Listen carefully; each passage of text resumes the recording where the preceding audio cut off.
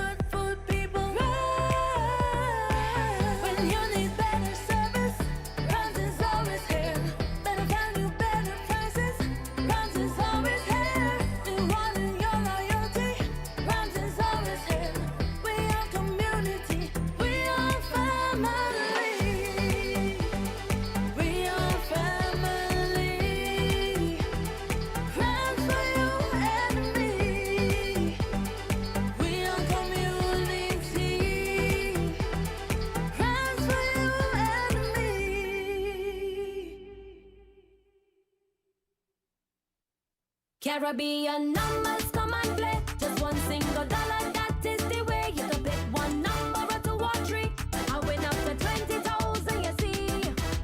3 ways to play, 3 draws a day, 3 ways to win. Hear what we say. Caribbean numbers is the easiest game to play. The new Caribbean numbers. So play today. At any Caribbean lottery agent island-wide. So play today.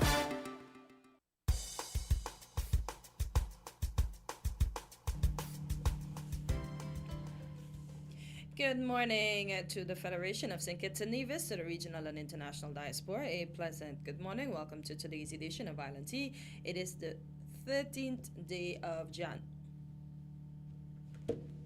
It's the 13th day of January 2026, just about 2 minutes after the hour of 8. I see what do I call her? Miss Drew is celebrating her birthday today, so happy birthday to her.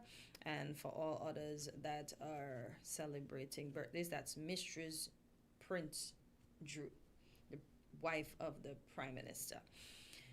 They would say she is the first lady of the state. Okay, so I'll go with Quint, so it's not me alone. The first lady of the Federation, because I know everybody has a thing, and I just don't want to be part of the thing. As What I is told the somebody thing? yesterday, that I've learned in my years on earth that I can't please everyone, and that is okay. So what is the thing? Huh? What is the thing? Because one time you say first lady, somebody has an issue. The next time it's okay. I don't know. I just, I don't like be part of fights. So Joe is the prime minister, right? So there are people who don't support the party, but is he not still the prime minister? And if he's the prime minister, his wife becomes the first lady, yeah. according to. But some might argue and say, "Oh, that's for president." And listen, I can't. Quint, I just can't. Well, I just can't. This I'm is sure you would have heard the chatter as well. Yes, I have, Yeah, and that so- is why I've said to individuals like Burl, and I'll say to you, follow your conviction. No. Whatever it is that you feel, it is you. Yeah. If this is the problem with the world today. We try to please everybody, and then you get old and you look back at your life and you ask yourself, why didn't I do my thing? Yeah. Understand? That is why a lot of old people are miserable, and you sit down and speak with them, and they will tell you, I wish I had done that. I wish I Differently. had, I wish I had done this. If I could live my life over again, I would do that. I wouldn't have followed my friends. I wouldn't have followed my family. You understand? So Yeah. live your life. I would have do things my way, according to the song. Yeah. So happy birthday to Mrs. Prince Drew and everyone else that's celebrating. I want to send condolences to the late Aziwanal's family. His mom passed recently, so condolences to that family and all other families who would have lost a family member. As the late Aziwanal was my classmate in high school, so condolences to his family. We on have a their caller. loss. Caller, good morning. You're live in Island T. Grand rising to you, Cortencia and Quint and the listeners.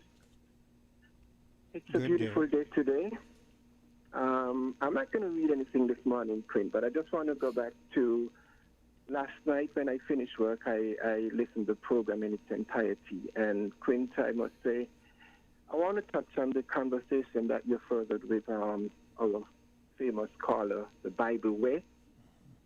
Quint, you asked some question, right? And I don't think we as a people recognize the gravity of what we tend to claim as moral and holiness in the scriptures.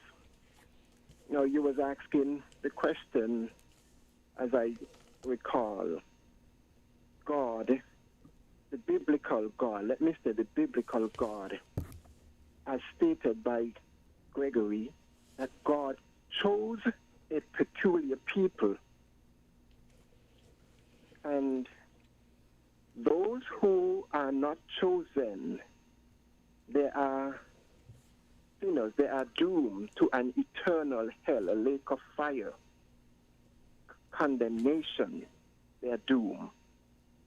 Now, you know, some people, we all use, and this is why Journey is saying, Quint, the text or the writers of the text use colorful words. You are a chosen, peculiar people unto me. Now, what is this? What is this chosen and peculiar people? Is this not segregation? Then it begs the question, is the biblical God is the creator of humanity? Because here we have segregation. And to put, because of sin or wickedness, that God have chosen let us say, the father of faith. But if we have to look at how Abraham was called, Abraham was put through a test by offering up his son. And Abraham went through that test by giving up his humanity. Quint, if you're talking to the unseen, to give up your own son, you're giving up your humanity, Quint. And this is the test that Abraham was placed to. Now, the question that Journey is asking our people to look at deeply, is the biblical God the creator of humanity? The same God that says, thou shalt not hate, thou shalt not kill, thou shalt not steal, thou shalt not envy or covet. All of these things that God said, then Greg, we're going to say, God, I think it was you who raised the point about the two brothers. Esau I hate and Jacob I love. Hate. And early before this, Esau I hate and Jacob he said, thou shalt not hate. He further, there are many quotes and texts in the book that say, God said, call no man a fool. Whosoever call a man a fool is condemned of death already. But God said, Jesus said, thou fool. But the Christian community is going to say, in what context? In what context did he use these thou fool? And to tell us that God hated two brothers, he chose to hate one and love the other. And then they're going to tell us that, oh, God knows the intent of the heart. Is this the same God that created the creator of the universe, that created humanity out of love? And then said, I hate Jacob, but Esau I love. Then you go to the two brothers. Earlier, before the Jacob, the Esau and Jacob story, you go back in the early Genesis when it speaks of Cain and Abel. Genesis 1, I give you herb for meat. Cain offered up herb. Abel slew a lamb. Abel shed blood. And God was pleased with the killing of an innocent animal. but Cain was rejected. These stories are deeper than just surface that we read and see. They are symbolic to esoteric, deeper meaning, and we're just scratching the surface because colorful words are used in the scriptures and we just float over them and we do not go to the depths of what it symbolizes in our own bodies as the temple of the Most High. But to say God hated Esau, and yet here we are defending that. This biblical God and not recognizing this. And let us look at all the thou shalt not, guys. Kill, steal, hate. You know, all of those things were committed by man.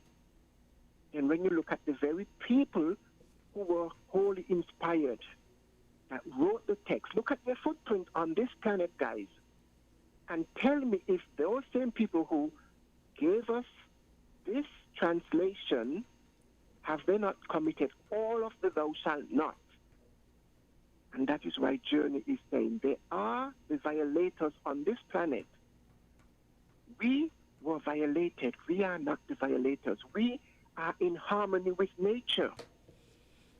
And them who gave us what they claim to be Word of God have, guys, stop for a moment and look at their footprints on this planet.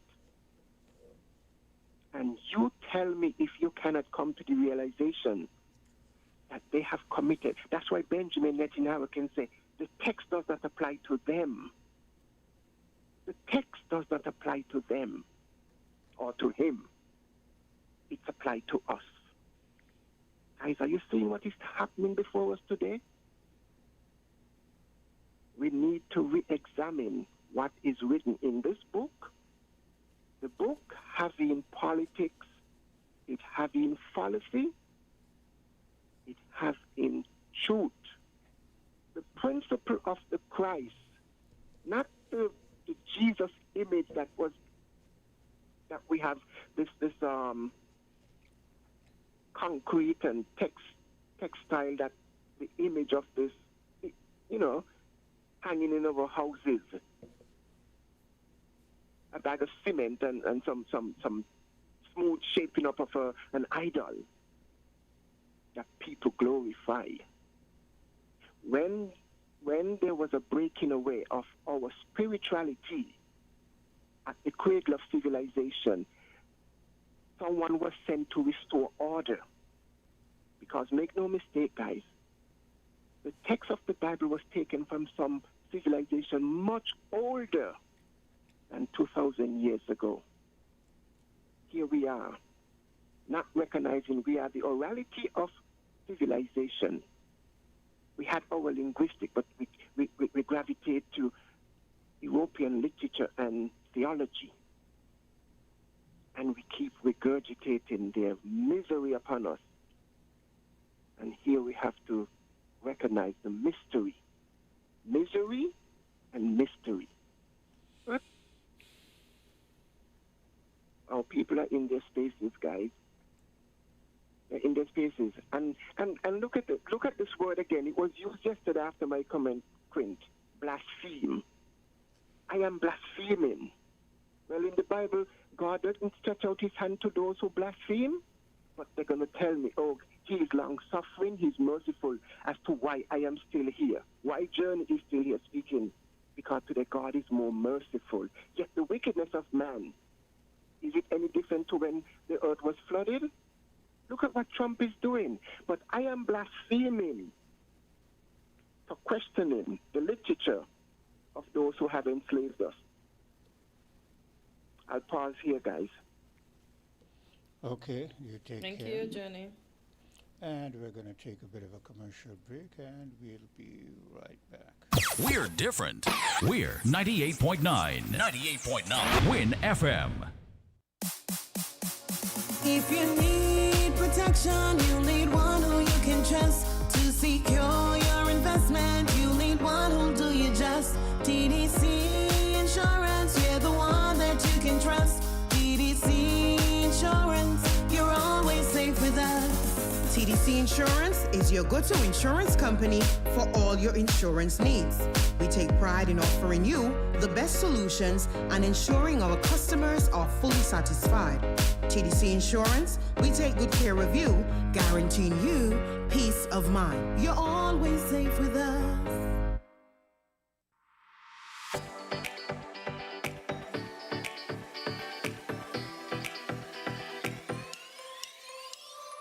Rams the good food people, always there to serve you. Rams the good food people, locations right near you. Rams the good food people, in-store specials for you. Rams the good food people, Rams.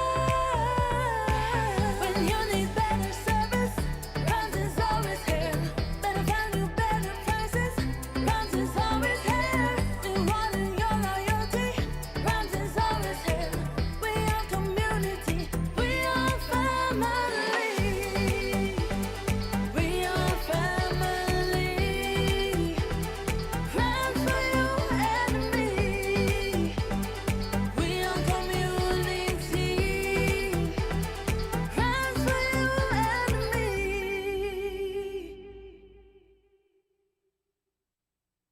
Caribbean numbers come and play. Just one single dollar, that is the way. You can pick one number or two or three. I win up to 20,000, you see.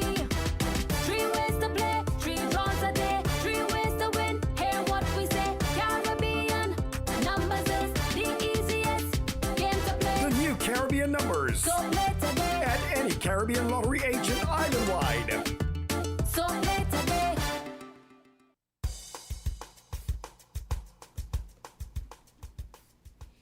And it's just about 17 minutes after the hour of 8 on Island T. Once again, it's January 13th, 2026.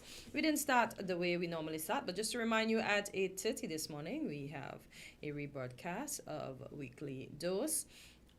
And one of our commenters asked that I send greetings to Letia Charles. It's her birthday, so happy birthday to you, Miss Charles. And a hot topic before we get into Weekly Dose. The Prime Minister, they say we like to pick on him, but we don't pick on him. He said that more kids need to come into the Federation, yes, so we need to start procreating. And I think one of the posts I said, he included himself as well. Oh, I was just thinking that. That's good. Wait, Honestly, I was just thinking that. oh boy. So that's one of the things that Well, maybe we should be looking keenly at the First Lady. First Lady, are you? That. Yeah, so I don't know if that's a hint, as you rightfully said, but yes, he's encouraging the populace to bring more kids. I know a person's been saying the population is dwindling because a lot of people are more career oriented now. It's funny, you know, that's happening all over the world. We do Yeah. have a caller, though. Caller, good morning. You're live on Island T. Good morning to everybody, Good morning. and greetings. Good morning, and then greetings once more in Jesus' name, the only Savior of sinners from their sins, by the gospel only, through faith only, according to the Bible only, and the second person of the eternal Trinity. Now, mention was made that the lady who is the Prime Minister's wife, that the protocol is to call her First Lady. And yes, that is, I think is the protocol. I think that I'm not too sure though. I'm not too sure because I'm wondering if it is the Prime Minister's wife that is called the First Lady or the Governor General wife who is really called the First Lady. Because I think back in the older days, the Governor General's wife would have been called the First Lady because of the because I think that was colonialism. the thing for Lady Arundel. Yeah, because of the colonialism structure. But if we're moving, if we're moving away from that, and we are saying, as you say, that we want to become a republic and swear allegiance to the people and so forth, then we should be saying the first lady is the for the prime leader of the minister. country. Yeah. Yeah, but the thing is, we are not a republic. We are still.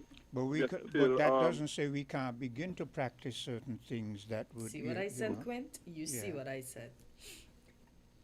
Yeah, yeah. But have we really started it? Because look, we're still saying the oath to the monarchy, and the monarchy is. Yeah, but we're But don't we practicing change? what we want in the future. And as we said, he's the leader. And the leader of most countries, their wives are the first ladies, just like the church. Change is not always one time, simultaneous in every aspect. Change is sometimes a gradual thing, little by little. So then, if we start to call the prime minister's wife the first lady, then what do we call the wife of the governor general now? We don't. Our governor general, No. We don't yes, have we a married man, governor like, general. like in the past.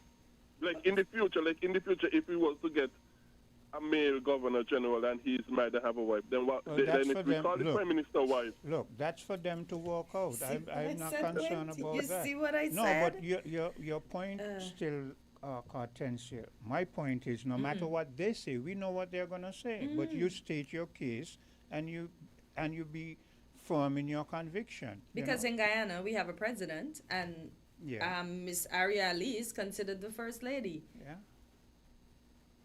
So, as I said to you, Greg, there are certain things that I don't sit down and try to work out everything and say, what if this happened and what if certain things, let them work it out, and if it conforms with something I believe in, I follow it. If I don't, for instance, let's say we have a governor general, a male governor general, and he has a wife, and they don't call her first lady. It's nothing to me. They want to call her first lady. That's them, right? yeah, I understand. But I think, formally speaking, it might cause a bit of a confusion. Formally speaking. Why? We Because just would then refer to her as the governor formally- general's wife, or one of our Yeah, a couple of our former governor generals were married. What did we refer to those wives as? If it causes First lady. if it causes a problem, who will it cause a First problem? lady. Who will it cause a But problem? not me. Not me. No, For but sure. let's be hypothetical in our thinking. I'm gonna follow your premise. Let's say that there is a pushback for calling the prime minister's wife the first lady, and people are saying they prefer it be the governor general. Who will do that? I don't know. I was speaking from the angle of protocol. But when we speak about something, when I speak to something, it has some merit, some link with reality. So you're just throwing it out there because it can be thrown out there, or do you not have anything to validate why that would be the case? No, I'm saying where protocol is concerned. As far as I know, where protocol is concerned. But that is what I'm asking you, and you're still not using your thinking process. I'm asking you, where protocol is concerned, who would have an issue with it? Who would have an issue with it? Yes. I don't know. But I don't know. But protocol, who gave us the protocol that you would want us to stick with? Well, I think the protocol comes from England. Exactly, then the that is monarchy what you I'm want us to saying. run away from and become a So republic. I mean, I don't understand how Come people. I'm on, asking you this. I'm Greg, asking you the come question on. over and over and over. So now let me ask the question again. If that becomes an issue, who will have a problem with it? Like I said, I do not know who would have a problem with it. I And can't why say. should it but even you be see, a problem? But you see, Greg, this shows you where Greg would see blatantly, clearly where you're going, and stubbornly decide he's going to stick on a point that doesn't make. If it is that the protocol was given to us by Britain, and we know the people are moving away from it, it is logical to think we the people wouldn't have an issue with it because we're the Exactly. ones moving away from it. It is then therefore logical to think the people who would have an issue with it would be the people who gave us the protocol in the Exactly. first place, Those which should will be be the only Britain. folks. And if it is Britain that would have a problem with it, then it means that we don't really have a democracy then, in terms of we're not really moving away from the colonialistic past. they only want it to be a representation in terms of word, but not in action. So, and you know that, but he stubbornly decides he's going to say he don't know. And it's. But I don't know, because there might be people here who still might be in the old colonial ways, who might have a problem with it. But they would have. Just like there are people who have a problem with us becoming a republic. But they would have no real merit, because we are the people. Okay, but at least they would have a problem with it. Anyway. But people are always going to have But problems with that things, is not really a Greg. point that I really want to dwell on, because Okay, well, I'm really glad and truly for the once. point is neither here nor there for me. Okay, so I'm glad for once you want to move on from the Yeah, the going point round is in not really circles. here nor there for me. Yes. Okay. So wait. Hold a second. Yes. Okay. Remember, we only have 4 more minutes before we clear those, Yeah, okay? we lost that caller who was trying to get in there. Okay. Sometimes I wonder why my microphone Sounds like feeds back like that. Hello, caller. Hello, caller. Yes, hello, Quint, you speaking to me? No, the person was there and then they still hung up. Go ahead, Greg. Okay, let me go on to the other point that are really substantive to me. Remember what Cortensa just told you about time. Yes. That's what I want to get on quickly. A second point is that which is most substantive to me. A lot of churches are following the worldly thing and are calling the minister's wife of the church first lady, which goes against the Bible, because all of us are equal in Jesus Christ as saints at the foot of the cross. So I think that part is foolish and wrong based upon the Bible. And also, let me say another issue as well quickly. But one could also argue that she's the first lady of the church. Just like how you were just So arguing. what she is? But you see how he's steeped in certain things. But just That's what I'm saying too. just now, Greg was trying to argue, even though he let it go. I must admit he did let it go, but he was trying to argue that even if we were to say that Britain had a problem, an issue with the first lady, he was also saying that some of our people would have a problem with it. So I'm saying to you, Greg, yes, I hear what you're saying. As far as you're concerned, she's not the first lady. But what happens if the people in the church decide that she is the first lady? They're going against the church and they're sinning. They have no right to make a choice. As a matter of fact, the priests and whoever the leader church is supposed to be really the servant of all and the lights of all. But they still are, but we just revere them because they are leaders. Yeah, and just and like that how is we wrong. revere our leaders that are leading us in the world. That is wrong. We are not supposed to be putting up people above each other in those sort of worldly terms. But Greg, again, you contradict yourself. We're not supposed to, as human beings, put people above each other. But yesterday you said God put certain people above certain people. No, he chose, well, for salvation. For all of those people who he chose. So it's still, and that is why yesterday I was showing you the example. I said, if God sets the precedence, then we're only human beings. Naturally, we're going to follow. But we human beings are bound to the Bible, and when we go wrong, when we go against the Bible, we are wrong and we are sinning. But if we're bound to a Bible that says God picks and chooses and leaves out certain people, when human beings do it, what is the problem with it? Because the highest level has set the standard for it. That is what I'm saying. No, you could pick out. No, you can pick out some people for certain activities and that sort of stuff. Nothing wrong with that. But what I'm saying is picking out people for activities different to God, saying certain people have salvation and certain people don't. Yes, that is different. We don't have the prerogative of God. God give us. But if God set the example, to bind us by. No, if God can't set an example and then don't expect us to follow it. No, that's what God tells us. God tells us the Bible is for us. That is why we are bound to. That is why I keep saying that these are not words from any God. They are from men, from evil-hearted men, evil-hearted people who want to impose their will upon you, who want to come and say that a certain set of people have the right to go and take another set of people, bring them from the proximity where they were, and enslave them for over 400 years, and it is right. That go against the Bible. You cannot use God's prerogative to say man have the same prerogative. God killed Anyway. the whole world except 8 people. Does man have that choice? Anyway, Prerogative? Anyway, when we have these debates, I always say that it's for people to listen and come to their own conclusion. There might be some who come to your conclusion, and there are others who say, well, if God set the example, who are humanity not to follow? So simple as that. Humanity is formed by the Anyway, we are going to have to take that commercial break and come back on the other side. Okay, Quinn. When humanity go against the Bible, we sin and we are wrong. Thank you. Yeah, well, no, that is of no consequence really when you... Anyway. See what I told you, Quint? But stop saying that, Hortensia, because it's like you're saying you make a point, and because people don't agree with it, you question why you made the point. No, it's not that. It's just to show you how people think. I'm good But with it. we know, I have but no problem with that. I but know how you see? people are going to think. That is why I said, just be you. That is why I said, so 100 years from now, if you're fortunate enough to live 100 years, you're going to be looking back and saying, I should have followed people? No. No, at Yeah. all. So let's take that commercial break. We're different. We're 98.9. 98.9. Win FM.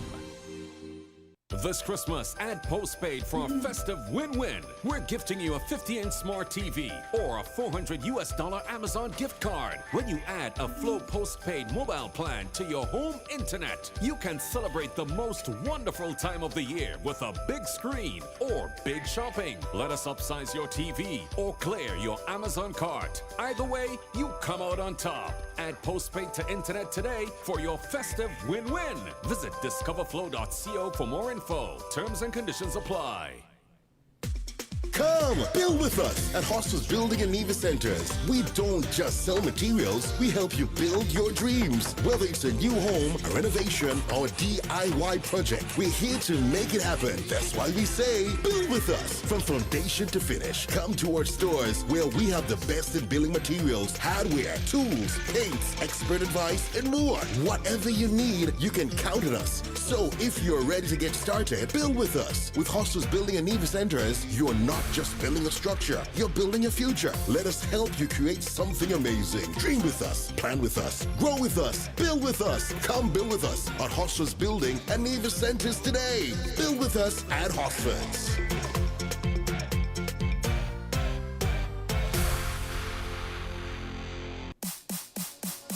If you need protection, you'll need one who you can trust. To secure your investment, you'll need one who'll do you just. TDC Insurance, you're the one that you can trust. TDC Insurance, you're always safe with us. TDC Insurance is your go-to insurance company for all your insurance needs.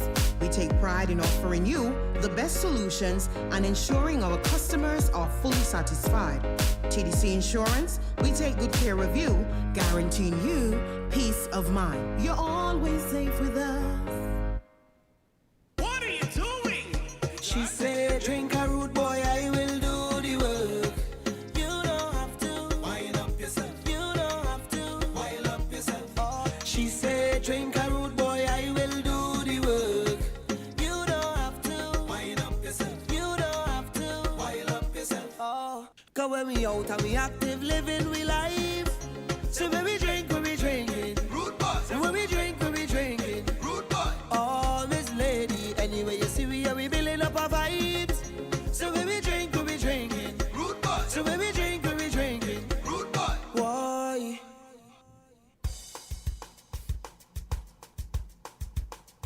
And we're back on Island Tea, and as I mentioned at the top of the hour, it's time for Weekly Dose. And I'm your host, Hortensia Carty, and with me in studio is one of our favorite guests, yes, our favorite guest, Dr. Natalie Osborne, general surgeon and passionate advocate for holistic wellness. At the top of the hour, I did tell them what the topic was. But today we'll be talking about something every man faces sooner or later, men's health and aging. What changes happen to the male body and how men can take care of their health instead of surrendering to time. I'm going to add a little gravity. So, Dr. Osborne, great to have you back. I'm going to be got. How are you doing this morning? Good morning, thanks. Always a pleasure. This topic is so important because We spent all of October emphasizing women, Yeah. so it's time to show our men some love. So we know oftentimes men wait until something happens and seriously before they go and seek medical help. So, but aging doesn't mean decline. It means wisdom. It can mean balance, strength, and if you care for your body and mind, you can age quite well. Okay, so let's start at the beginning. What really happens as men age? Well, what really happens? So we're talking around the age of 35 to 40. Men begin to experience gradual changes in their hormones, metabolism, muscle mass, which is important, and their energy level may dip a bit. So recovering after exercise is not the same, all right? It takes longer. So fat cells begins to store, especially around the tummy. And that's where some of the problem happens, all right? But one of the key internal shift is to realize that you have a drop in your most important hormone, which is testosterone.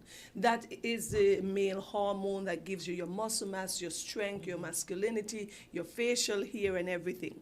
So it helps to regulate your energy, your bone density, even your mood, and we've spoken about this, and your mental focus. So we know as we age and as men age, there's going to be a drop off in testosterone, and that is going to affect so much stuff in their lives, okay? But there are ways to help balance that as well. All right. So we often hear that low testosterone causes a midlife slump. Is that right? Well, think about it. It can be. What happens, because as we get older, men get older, we notice there's a reduced drive. There's more irritability. They have more trouble concentrating. Similar as women, we go through menopause. Men have the changes as well. So there's also a decrease in the libido. It's not just about the hormone. There is lifestyle changes as well. Stress and poor sleep and certain medical conditions can play an important part in how our men age. But the good news is many men can raise their testosterone naturally just by exercising, which a lot of our people do not do, although we see more and more persons going to the gym and taking walks. We have to have an increase in that number. So exercise, better nutrition, control your stress, and get sleep. Enough of us, we're not getting enough sleep because we know that getting good night rest can increase your testosterone. Your physical exercise can do that as well too. And so very few persons may genuinely need replacement hormone like testosterone injections or tablets or supplements or whatever if you make the necessary health and dietary changes and add your exercise. All right. So let's turn to one of the biggest threats to men's health, heart disease. Why does the risk rise so sharply with age? There's several reasons for this, Hortensia, and think about it. As we age, all of us, our blood vessels that used to be flexible, and when the pressure increases, they'll distend and relax to accommodate more of the blood. But as we get older, what happens? Our blood vessels become a little bit more rigid. That is why the pressure increases. And when there's deposit of cholesterol in our blood vessels, we know that. And this high blood pressure, what it does, strains the heart. Oftentimes, it's combined with things like stress, persons who smoke. That's why we speak against smoking all the time. Yeah. If your diet is poor and you do not exercise, what does that create? The perfect storm, and hence then our males then can have lots of heart disease, heart failure. So once a man gets over the age of 40, there's an increased risk for high blood pressure, heart attacks, and stroke. But most of this is preventable once he takes charge of his health by exercising, losing the weight, improving his nutrition. What can men do right now to protect their hearts? So there are quite a number of things men can do, and I want Quint to listen very carefully. This is about him now, because this attention is on Quint, okay? It seems as if though I'm being picked on today, not by you, not by you. Before you're being loved on. That's the difference. Okay, thank you, my because it's about men today. So there are 5 key steps I want to emphasize. You got to check your number. If you do not check your blood pressure, you cannot know it if it is high.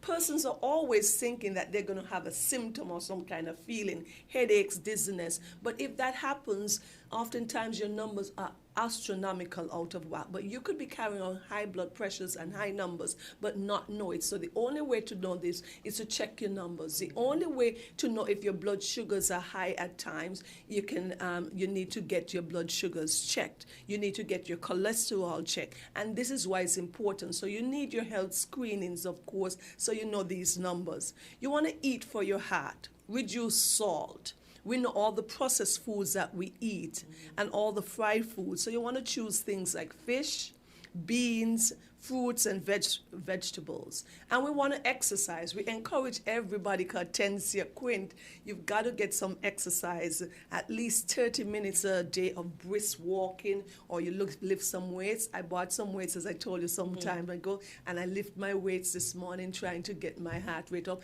and taking care of my muscle, especially after the age of 40. We also want to encourage our men to manage their stress levels. Because what happens, chronic stress increases the blood pressure, of course, and that will lead to damage to your heart and your blood vessels. So you want to do that. And avoid smoking at all costs. And limit your alcohol consumption. We often talk about those because those are factors that we can control and mitigate, okay? Okay, it sounds quite simple, but we know habits are hard things to change. We know that. Yeah. That is true. So what we want to do is start small. We talk about walking instead of driving to the shop. I remember I was living some years ago in Keon, and I don't even think, I don't know how to calculate, not even 100 feet from the shop, but I would drive to the shop instead of just walking up to the shop. And that is things that we do. Like if your job is in the center of town and you want to go over to 4th Street. Some people believe that they have to move the car, things like that. So you take a walk over from the Sands Complex if you're going to do some business. Those are the things help. Cook your meals at home because you can have better control. You know what's in your food. You're choosing healthier ingredients. The idea of most fast food restaurants, quick food stuff, is to make the food tasty. A lot of times to make the food tasty, you add in all of these processed stuff and all of these lads and fats and stuff that are unhealthy. So you can choose what you put into your food, and you can take your healthcare checks much more seriously. So at least we recommend, if you do not have a chronic illness that has been diagnosed, you need to see your doctor at least once per year. That can increase for men if there's a specific issue that you're dealing with, maybe every 6 months. Once it's under control, then your doctor will tell you how often you need to come in. But we have persons, and our men are not going in at all for healthcare checkups. And I'll give you a fun fact. Our men only come in when the women force them. Almost 95% of the men I see in my office, a woman is sitting at the back of them. Yeah, that is so true. So, Quint, why are men going to their doctors? Well, we had that discussion this morning, and I don't know if I want to get back into it, even though I see Cortensia sneaking me some under the brow views. I'm going to speak for me. I've not been to the doctor since I was a child. But Quint walks a lot. Yeah? Quint doesn't have a license, and he walks briskly too. I can tell you that much. It's just me. I feel comfortable. But here's what, because I want to give sound advice, so I don't want Quint to be the quintessential example of what we want. Because here's what's happening: we're going to be fine until we're not. And that often happens. We can't wait until the problem happens to not see it. Let's take, for example, men and having a prostate issue, or men and having kidney failure. You're not going to know if you don't go and check it, because you can see the early changes if you go and check it out. If you wait until the problem becomes physically apparent, that's when you're into what we call a state of chronic kidney failure or chronic enlarged prostate, or you're going to urinary retention. And so then we're dealing with the complication of it instead of having addressed it early. So we always want to emphasize getting your checkup. It doesn't take forever. It's a once in a year. It's a 30-minute visit. You get your blood work done, so you see if there are any underlying changes. So this is what we want to emphasize. Okay. Okay, let's talk about what you just mentioned. That's the prostate.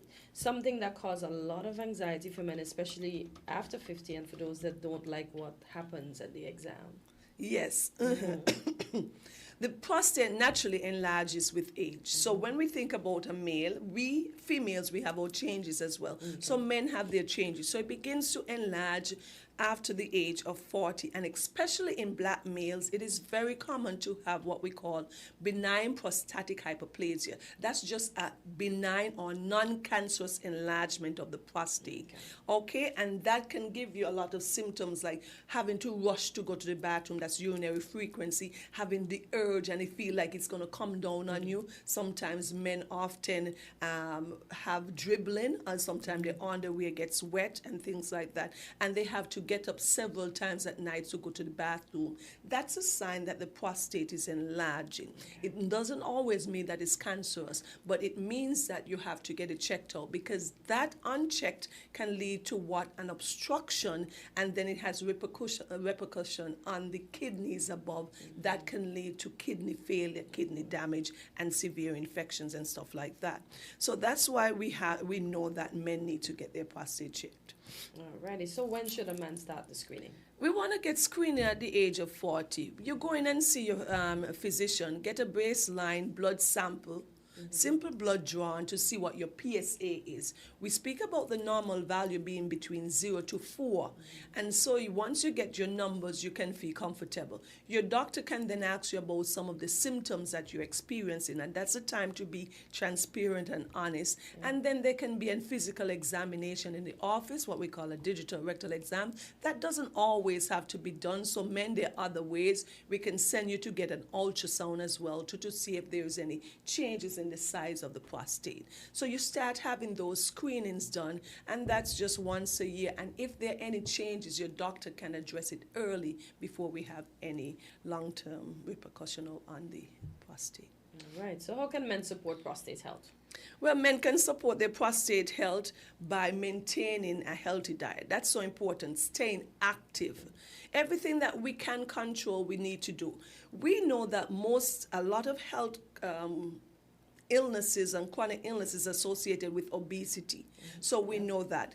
Stay active, have a healthy diet, foods rich in what we call lycopene, like tomatoes, limit red meat and dairy product, okay? And don't ignore any urinary symptoms when they come up. So early detection makes a lot of difference. We hear about obesity, and then sometimes when we hear about obesity, we hear about diabetes. So now let's talk about diabetes and obesity, which seem to go hand in hand. So absolutely, Catencia, type 2 diabetes is one of the fastest growing health condition in middle-aged men. And it's directly linked to being overweight and obese and having poor eating habits. What happens when you carry that extra weight and you carry it around your midsection, your tummy, that leads to what we call insulin resistance. So we've heard about that oftentimes. So you have high blood sugar and there's not enough insulin that is being produced, okay? At that point, no, so the sugar continues to circulate in your bloodstream, and that is where it causes the damage. It causes damage to all of your nerves, whether they're in your kidneys, in your heart, in your extremities. That is what leads to some of this damage that we have. So this high blood sugar leads to fatigue, long-term complication of the nerves, kidney disease. We know that diabetes is the number 2 cause, secondary to hypertension, that leads to end-stage kidney disease or kidney failure. Hence, we have a hemodialysis unit, and that is because persons, as a result of uncontrolled and non-managed hypertension and diabetes, end up with failure today. Caller, good morning. You're live on Weekly Dose. Hi, good morning, Catencia. Good morning, Quint, behind the scenes, and good morning to the good doctor. Morning. Doc, this is a general question. But as a male who have reached a certain age, beyond 60, I know there is a concern that even to go and check your prostate to ascertain where the level, the progress of it is within the, it can be swollen to a certain point. I am aware of all of that. And your diet might have an effect on maybe stopping the progression of growth along with exercise and other things, but it's good to know where, from a doctor's perspective, where the progression of the growth is. I cannot insert my own whatever instrument and attest to that for myself. So it will be good that I can get that attestation from someone else. I am aware of this. But the question I want to ask is a general question. It doesn't really pertain to this prostate, but in wellness, within its holistic formation, when would you know as a doctor that, okay, a patient comes to you for a certain treatment? It's a physical treatment, some inhalation, some physical injection, what have you, prescription, medication, but at the same time, the holistic wellness of the individual, it goes beyond just medication, prescription. It is something of the human being that cannot be reached just by prescription medication. It is something else of that human entity. How will a doctor know that this illness is beyond giving a medication and would able to give advice to that individual to go and seek treatment elsewhere? Okay, Because thanks for your the question. human body is holistic. Okay. That's my question. Okay, so I'll respond. Okay. So he said quite a lot. How do you know? That's why we're here talking about wellness and talking about the things that we can do and should do and talking about male health. Yeah. That is why we emphasize getting your screening and your routine checks. And so that if there is a change, it's not just you go to the doctor not just to get a prescription. Lots of persons walk out of my office and don't have a script in their hand. That is not only what we do. We talk about wellness. This is why we're here every Tuesday, talking about ways we can emphasize overall wellness so that we can limit a person's visit to the physician, or if they come in, they're just getting their screening or their routine checks. So that is what it's about.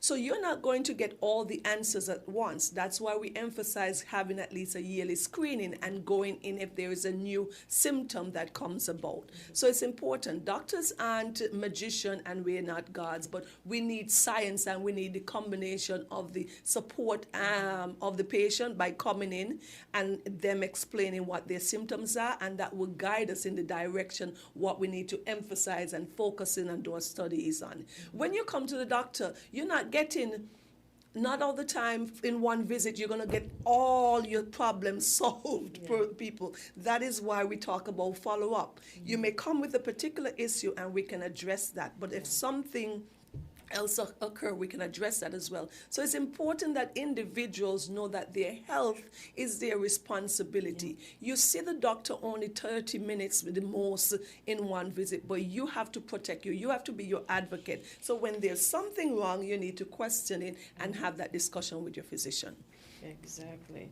So what are some of the first signs? We were talking about diabetes and obesity. So what are some of the first signs that something's wrong?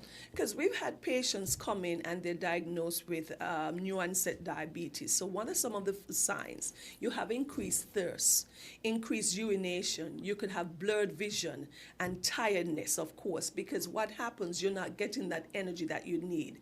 So, and these persons are constantly eating, so they increase their appetite because they're consuming food, but the energy is not getting into the cells because we need the insulin to do the uptake and get the energy into the cells where it is needed. So these persons can know if they start to pee quite a lot, they're losing weight, their appetite is increased, but they're still losing weight. They could have blurred vision. Sometimes if it's going on for a long time, they could have, and they're ignoring it, tingling sensation in their hands and feet that we want to avoid. All right, but it's important to have your screening. Even once a year, your doctor can see a pattern that your blood sugar numbers are rising. So that is why it's important to check. So don't wait until that they can identify that you have early signs of diabetes or what we call pre-diabetic, and you can make the necessary changes. Caller, go ahead. You're live on Weekly Dose. Yes, good morning to you all. A question for the doctor. Good morning. Sometimes there is a pain in, what should I say, the foot or a leg. It starts like from the knee sometimes, and it goes down. Sometimes it goes right down until it is felt under the sole of the foot. It's like there is a raw sore under there. So when one walks, it's very, very painful. I would like to know if that is related to the issue that you are discussing right now, or is it related to something else? And if it is something else, I don't know if it can be addressed in another issue of discussion with you. What caused it, and how can it be dealt with to bring relief or cure? I'll listen. Okay, right, thank you. Well, I think the patient is talking about something very specific and maybe specific to her, so I don't want to talk out of context, but it could be something with the nerve that's going on. She says she has a shooting pain that goes down from the knee to the sole of the feet, and that kind of burning sensation. That could be associated, it sounds like something with a nerve injury. We don't know exactly, just by her describing that, what is the cause. That is where visits come in with your physician and getting your lab work done, your physical examination, and honing in on what the problem is, because saying that you have that discomfort or pain shooting down from your knee can be several different things, but it sounds like it may be something of leading towards a nerve injury. But I don't know the history of that person. Do they have diabetes? Do they have any kind of other issue? An eventual sore at the bottom of the foot. Does she have a sore? Is she saying that she has a No, sore? she says it feels like. It feels like there is a sore. She said it feels Yeah. like. So there's not a sore. So I don't want to speak on something so specific, but our topic, when we talk about the nerve injury, yes, sometimes you have that sensation of that numbness, that's glove and stocking, that is indicative that the person can have some nerve damage in diabetes. So I don't know the exact case that she speaks of. All right. So as we continue to speak about diabetes, how about it reversing it? Is that possible? So in early onset diabetes, and depend on what type, but especially the type 2 that we're speaking about, that occurs over time when persons become, as we said, increase their weight, and they're getting a bit kind of lackadaisical and slacking off of their health and wellness. You can lose that weight. We talk about that truncal or that midsection obesity. Most of us have it, and once we get above the age of 40, but it's very important that we exercise and we keep moving. So a dietary change. Most of us, we're eating poor diets, lots of carbohydrates, so all that breads and cakes and buns that we eat, we have to have a more balanced diet, eat more fruits and vegetables, and proteins. We're not getting enough proteins, people, in our diet. Most of us are not having enough protein. Once you're above the age of 40, you need to increase your protein, and most of our diet is a carbohydrate-based diet, so we need to improve our proteins, and we have to get less refined carbs, smaller portion of our diet, but more vegetables, and drink much more water. That can help. But some persons, if the diabetes is of an advanced cause, diet alone may not be able to control it. Or sometimes persons don't have the willpower or the discipline to do exactly what they need to do, so they may need the support of medication. That is where medication comes in. Caller, go ahead. You're live on Weekly Dose. Yes, good morning. I know that doctors are trained in a particular way to intervene in a particular way. But I would imagine that some doctors are more aggressive than others in treating whether symptoms or lack of them. I say that in the context of, I remember doctors saying, well, your numbers are on the high side of normal, and so I'm going to be more aggressive. And I remember deciding that, well, those kind of medications are not what I'd like to have to take for the rest of my life. And so I'm going to go the exercise and diet route. And it seemed to have worked. The question is, maybe, and I'm being a quint advocate now, maybe your body works in a way that heals itself. And rather than have so many people walking around like, human pharmacists with all kinds of medications, that can have all kinds of side effects. Sometimes it may be good to procrastinate a bit. You know, like I said, I'm being devil's advocate now. But how do you know when to be aggressive and when not to be? I think that's the question. With so many things out there now claiming to be the panacea of all kinds of bills, how do you respond to that? Okay. All right, thank you for that question. Okay, so I would have to respond in this way as best as I can. He spoke about being told he needed his numbers were off, I don't know which specific numbers, and having to go on medication, and he chose not to. There are instances if the person has that willpower and that level of discipline, okay, and how high the numbers are. We know at times that even just once you get over the age of 40, we talk about changes in your blood vessels at a cellular level. You're no longer 25. We know that there are shifts in our body and changes. We may need the support of medication. We encourage exercise and diet, and if persons can maintain that, we can say, yes, you are doing well, you've lost 20 pounds, and your blood sugar is now controlled. But if you're unable to do that, you need the additional support. And make no joke about it, if you don't take it now, you're going to end up with end-stage disease, whether it's going to be your heart being affected, your kidney being affected, and then on the other side of it, we're going to have to be dealing with the complications that oftentimes no one see. Because here's a fact. Persons can advise you, oh no, do this, take this bush, do this particular thing. But on the flip side, when the complications come, they're with us in the hospital, and we're the ones who have to fight to get them back.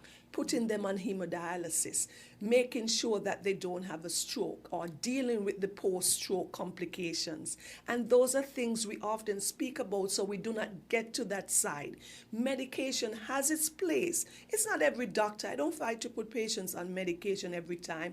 But if I said, okay, we're going to give you a trial of 3 months. If you can get down some of the weight, and if you can make some dietary changes, and your blood sugars or your blood pressures have settled off, we can hold off on the medication. But sometimes those dietary changes alone, as we get older, may not be enough, okay? All right. Dr. Osborne, we don't talk enough about men's mental health. How big is that in aging well? Yes, we don't talk about this at all. It's very difficult because men are taught to be tough. Men are taught that they have to take charge of everything, and they have to work, so they take on the stress on the job. Their bosses who've been difficult and expecting more and more, so they have a lot of stress on their plates. And of course their wives, the kids are needing stuff, and a whole lot of things. So we know that men need to have friends, maybe someone to talk to, their spouse, or even a counselor. We don't emphasize mental health care enough, because in our culture, especially the black men, they do not feel like it's you're being a wimp, you're being soft, you're being the. So you have to protect your mental space. Have your time when you say, honey, kids, maybe I need an hour to myself after work so that I can decompress, and then I could come in and be with you and laugh and share. So it's very important. So you have to take some break. And not only we emphasize, of course, exercising, dietary changes, we need a mental time where you can sit and read, or just do something that's going to relax you and take you down from the stresses of the day. So what are some of the warning signs families should look out for? In terms of mental changes, of course, this person can be withdrawn. They can become irritable. They start lashing out. They don't want to get involved in their hobbies or what that they usually do. Because if he usually goes and play basketball, he's not interested in that. His appetite may change, okay? And he start talking about hopelessness.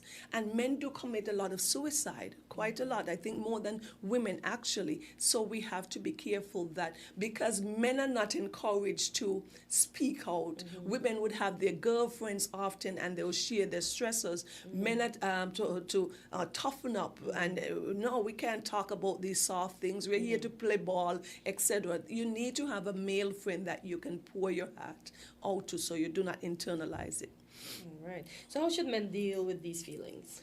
We talk about talking to a professional. There are lots more counselors here on the island. We have access to a counselor in the hospital as well too. So you want to talk to somebody, even if it's a pastor. Some of these pastors, they had some training in supporting our individuals. So you can get these side of support. You can have good friends. Oftentimes, our males do not have as good friend circle as females. Girls tend to have more of a friendship circle. Men tend not to. So you need to have persons that you can have that level of confidence with, so you can share with. So it's important to get that support.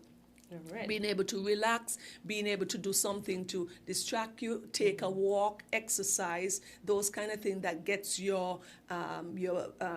you sweating, get those endorphins going. Okay. Good stuff. Let's talk about sexual health. So we know this is a hot topic on most days. So sexual health is another area men hesitate to talk about. What's normal as men age? Okay, so as a man ages, we're talking about his level of erection are not going to be as frequent, and it's not going to be as firm. And those are part of the changes as with time.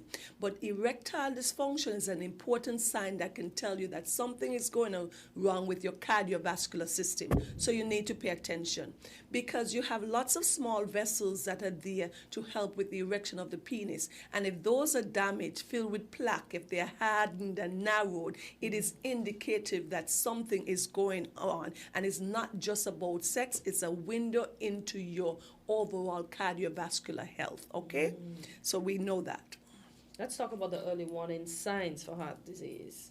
So we talk about it, yes. So it's the same way. So men sometimes are so embarrassed to doing that. But it can be because you're not having that erection and you're just 45. So these are signs that something is definitely going wrong. It means that you have to start exercising more, change your diet, that alcohol consumption that we do partake in quite a lot. If you're a smoker, you need to quit. All of these things damage your blood vessels and lead to what we call these plaques that build up, and these plaques narrow your blood vessels, so there's not enough blood going to that special area when you need it to. I like how you call it the special area. What would you consider the formula for aging well? What's the formula for aging well? Catencia, it's about consistency. Eating whole natural foods. Staying physically active, okay? Getting regular checkups. Sleeping well. We glamorize sleeping 2 and 3 hours at night because I was busy, I was doing this, I'm very active, I was up doing research. But we need to get our sleep, because what lack of sleep does, it increases your bad hormones, like your cortisol hormones, decreases your testosterone, and that is not healthy in our males. So we need them to get much more sleep. You need to be connected with people that you love, and you must be curious and always find a way to try and learn something, a new hobby, a new sport in a thing. You must get mentors as well. Most of our men do not have other men or different persons who hold them accountable. So we need mentors. So even if we have our younger men, they need to have somebody. Sometimes they look up to their pastors or elder in the church. But if you're not part of a church circle, oftentimes these men don't have anyone to hold them accountable,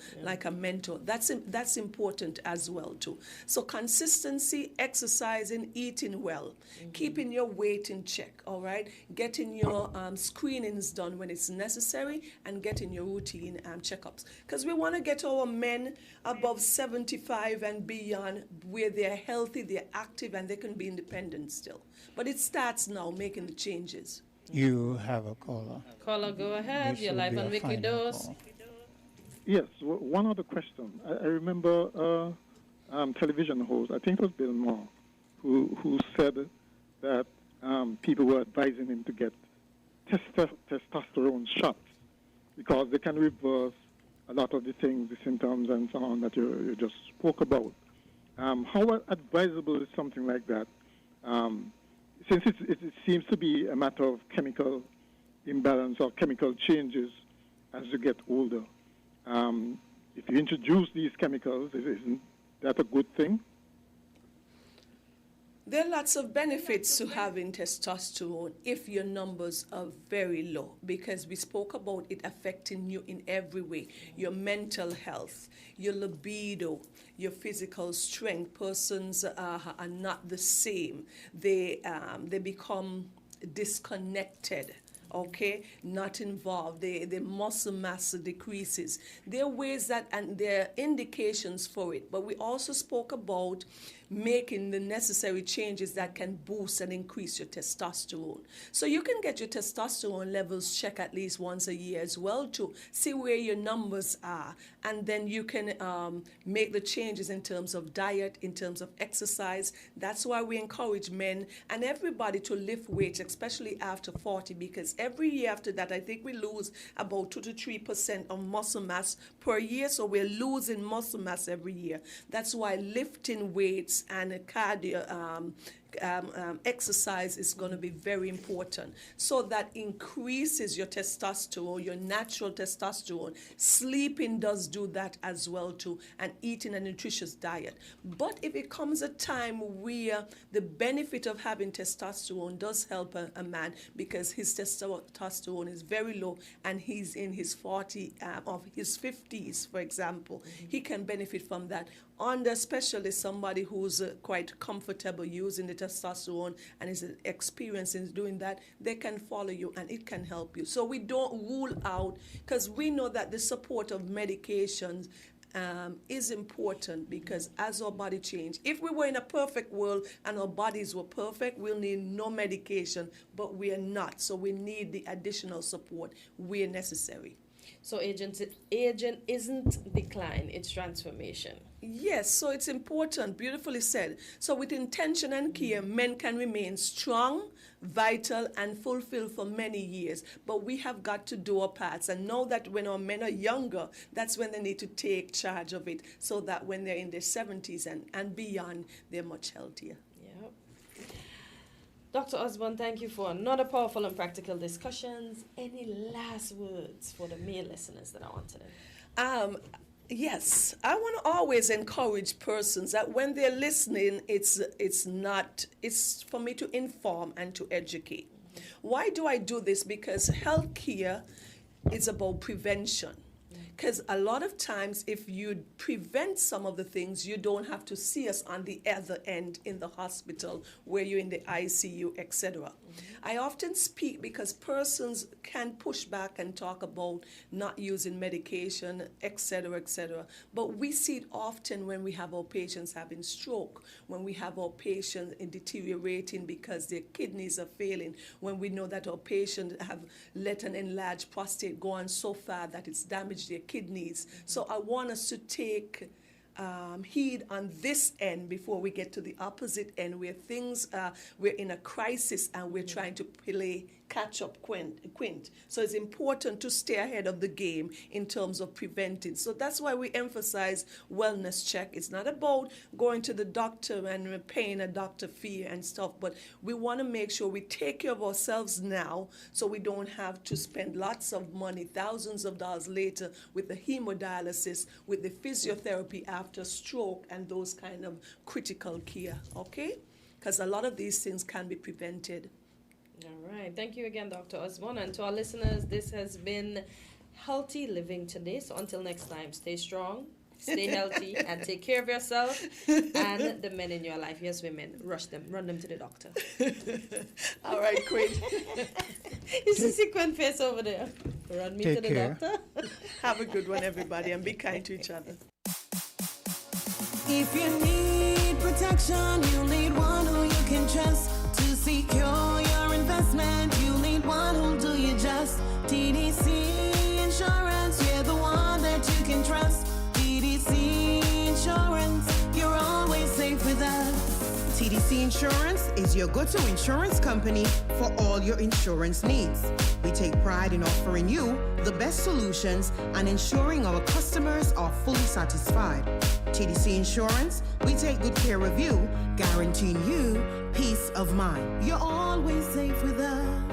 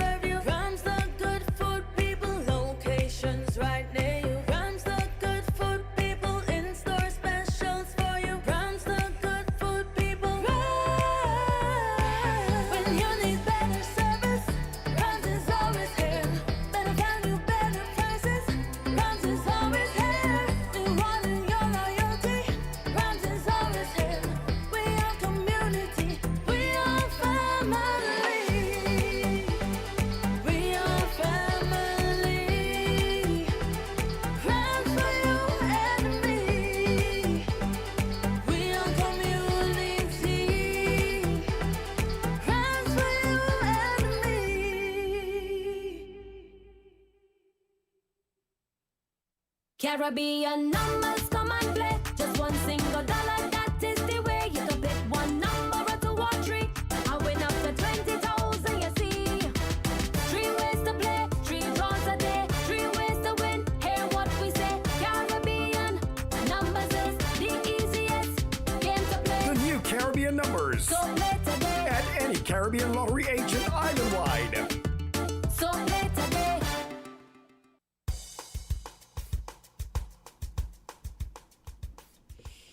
And it's just about 16 minutes after the hour of 9. That was a rebroadcast of Weekly Dose, and we're back here on Island T. And as me and Quint was chopping it up during that rebroadcast, I want to read what the Honorable Dr. Terence Drew said in regards to procreating. So he said, I will be bringing, and quote, I will be bringing a bill to Cabinet, a submission to address the important matter of increasing our birth rate. This is about supporting families, securing our future, and investing in the next generation. I am included. Hashtag more babies. End quote. Yeah. So I wonder, to the Honorable Prime Minister, I hope I'm not getting in your business, but how many more babies do you intend to put into St. Kitts to help with the populace? Caller, go ahead. You're live on Island T. Sorry, it's me again. I would like to send about the greetings to Miss Letitia Charles Boone of Virtues. Yeah, today is about there. Letitia Charles Boone of Virtues, and so I would like to send both the greetings to her, and may she have a blessed, wonderful, Jesus-filled birthday today. Yeah, God blessings to her and her family.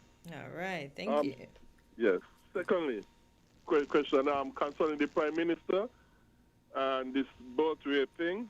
No, it's a very serious issue, but the Prime Minister needs to understand that the more expensive things are in your country, the more difficult it is for people to support the children.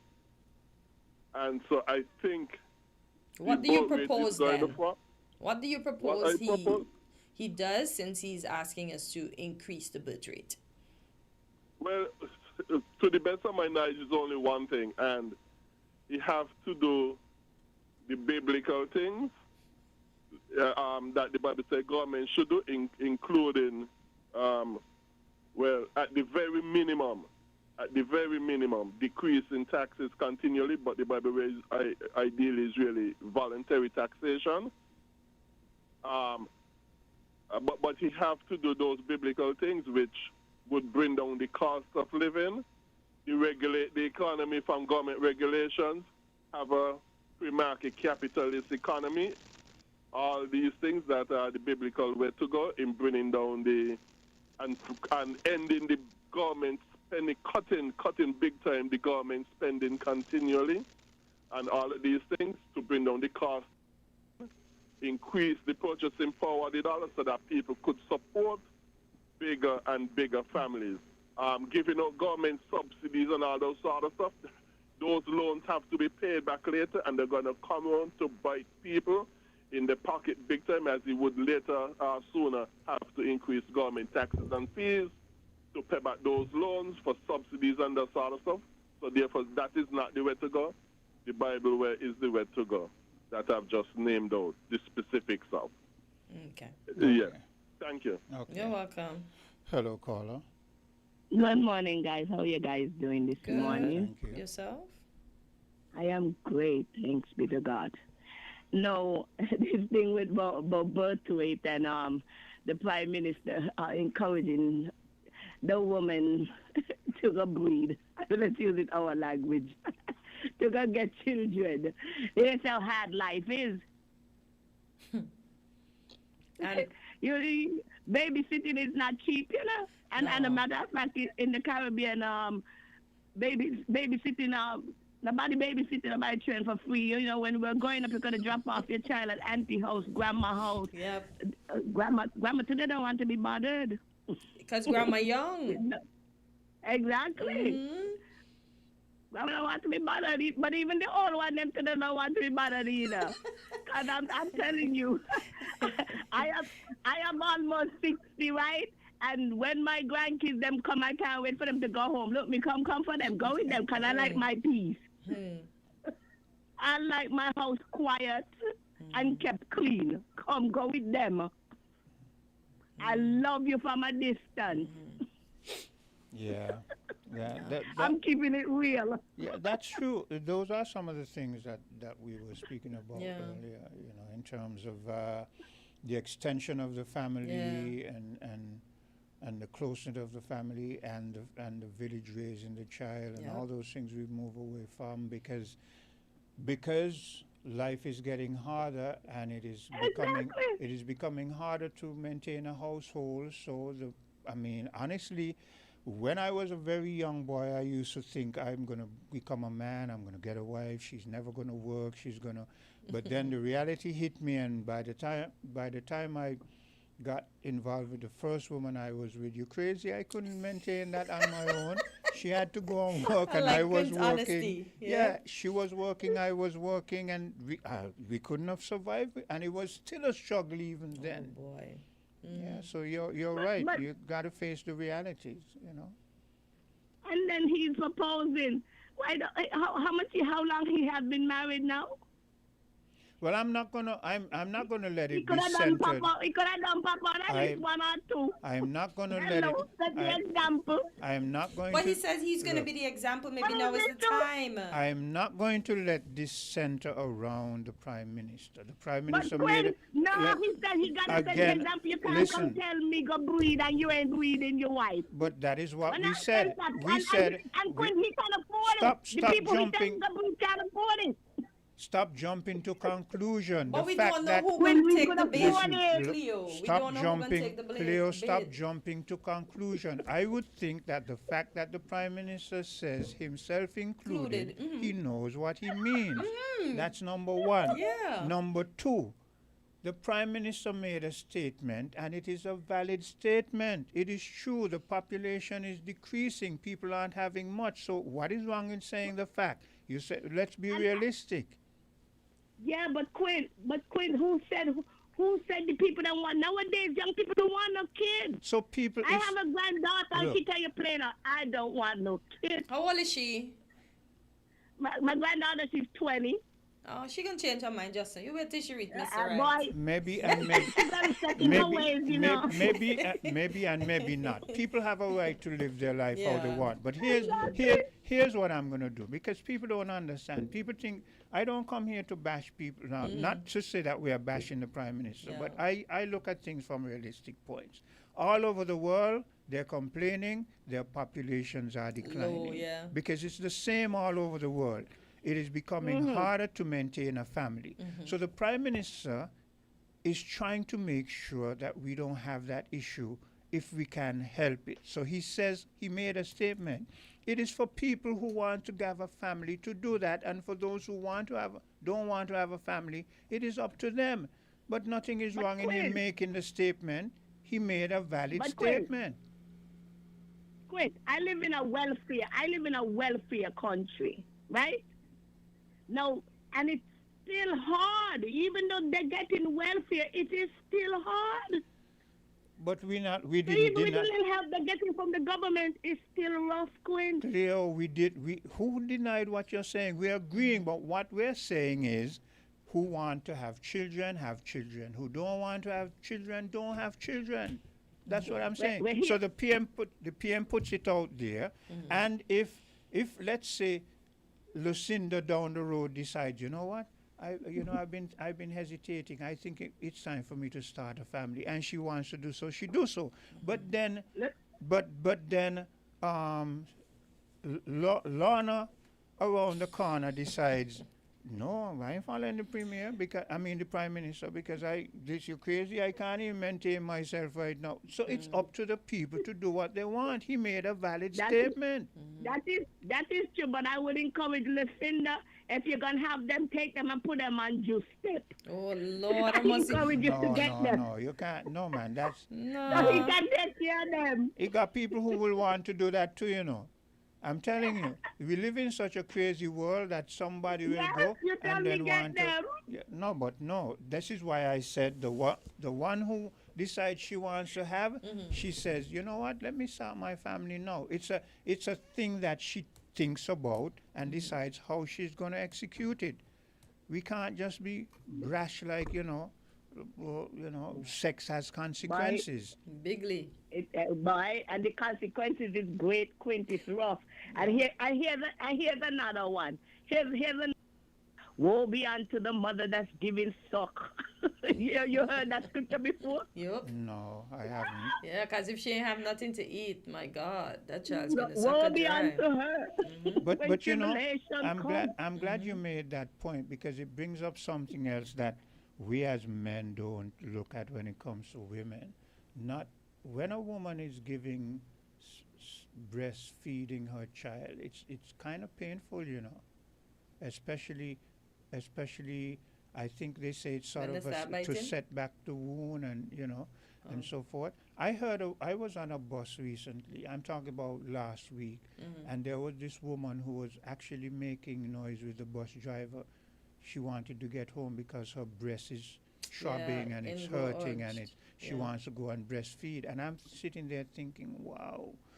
No wonder I'm glad I was made a man, boy. I tell you, this is why I say, a lot of those who want to say, boy, they want to play women. I wish everything a woman had to go through, they would Chew play. on them, right? Yeah, I wish they had to go through everything a woman had to go through and understand. You cannot be and you can never replace a woman. You understand? I tell you. That's why you must respect women. Yeah. Now to what Greg was talking about, calling Hold Prime a Minister second. wife Hold a first second, because there's another caller who's been waiting patiently. So at least let's hear that voice. Hello, caller. Okay. Yes. Good morning to you, Okay. you and Cortensia and the listeners. So you're gonna let Cleo continue? Yes, Sure, and I'm going to sure. come off now. Go ahead, Cleo. Now to what Greg was talking about, calling the Prime Minister wife First Lady. To me, as long as you respect her, put her handle on it, she married, call her by her title, her married title. To me, that's just fine. And about calling the pastor's wife First Lady, the Bible didn't tell us about calling no pastor's wife First Lady. That's just something men implement. It's the Bible said we are all brothers and sisters in Christ.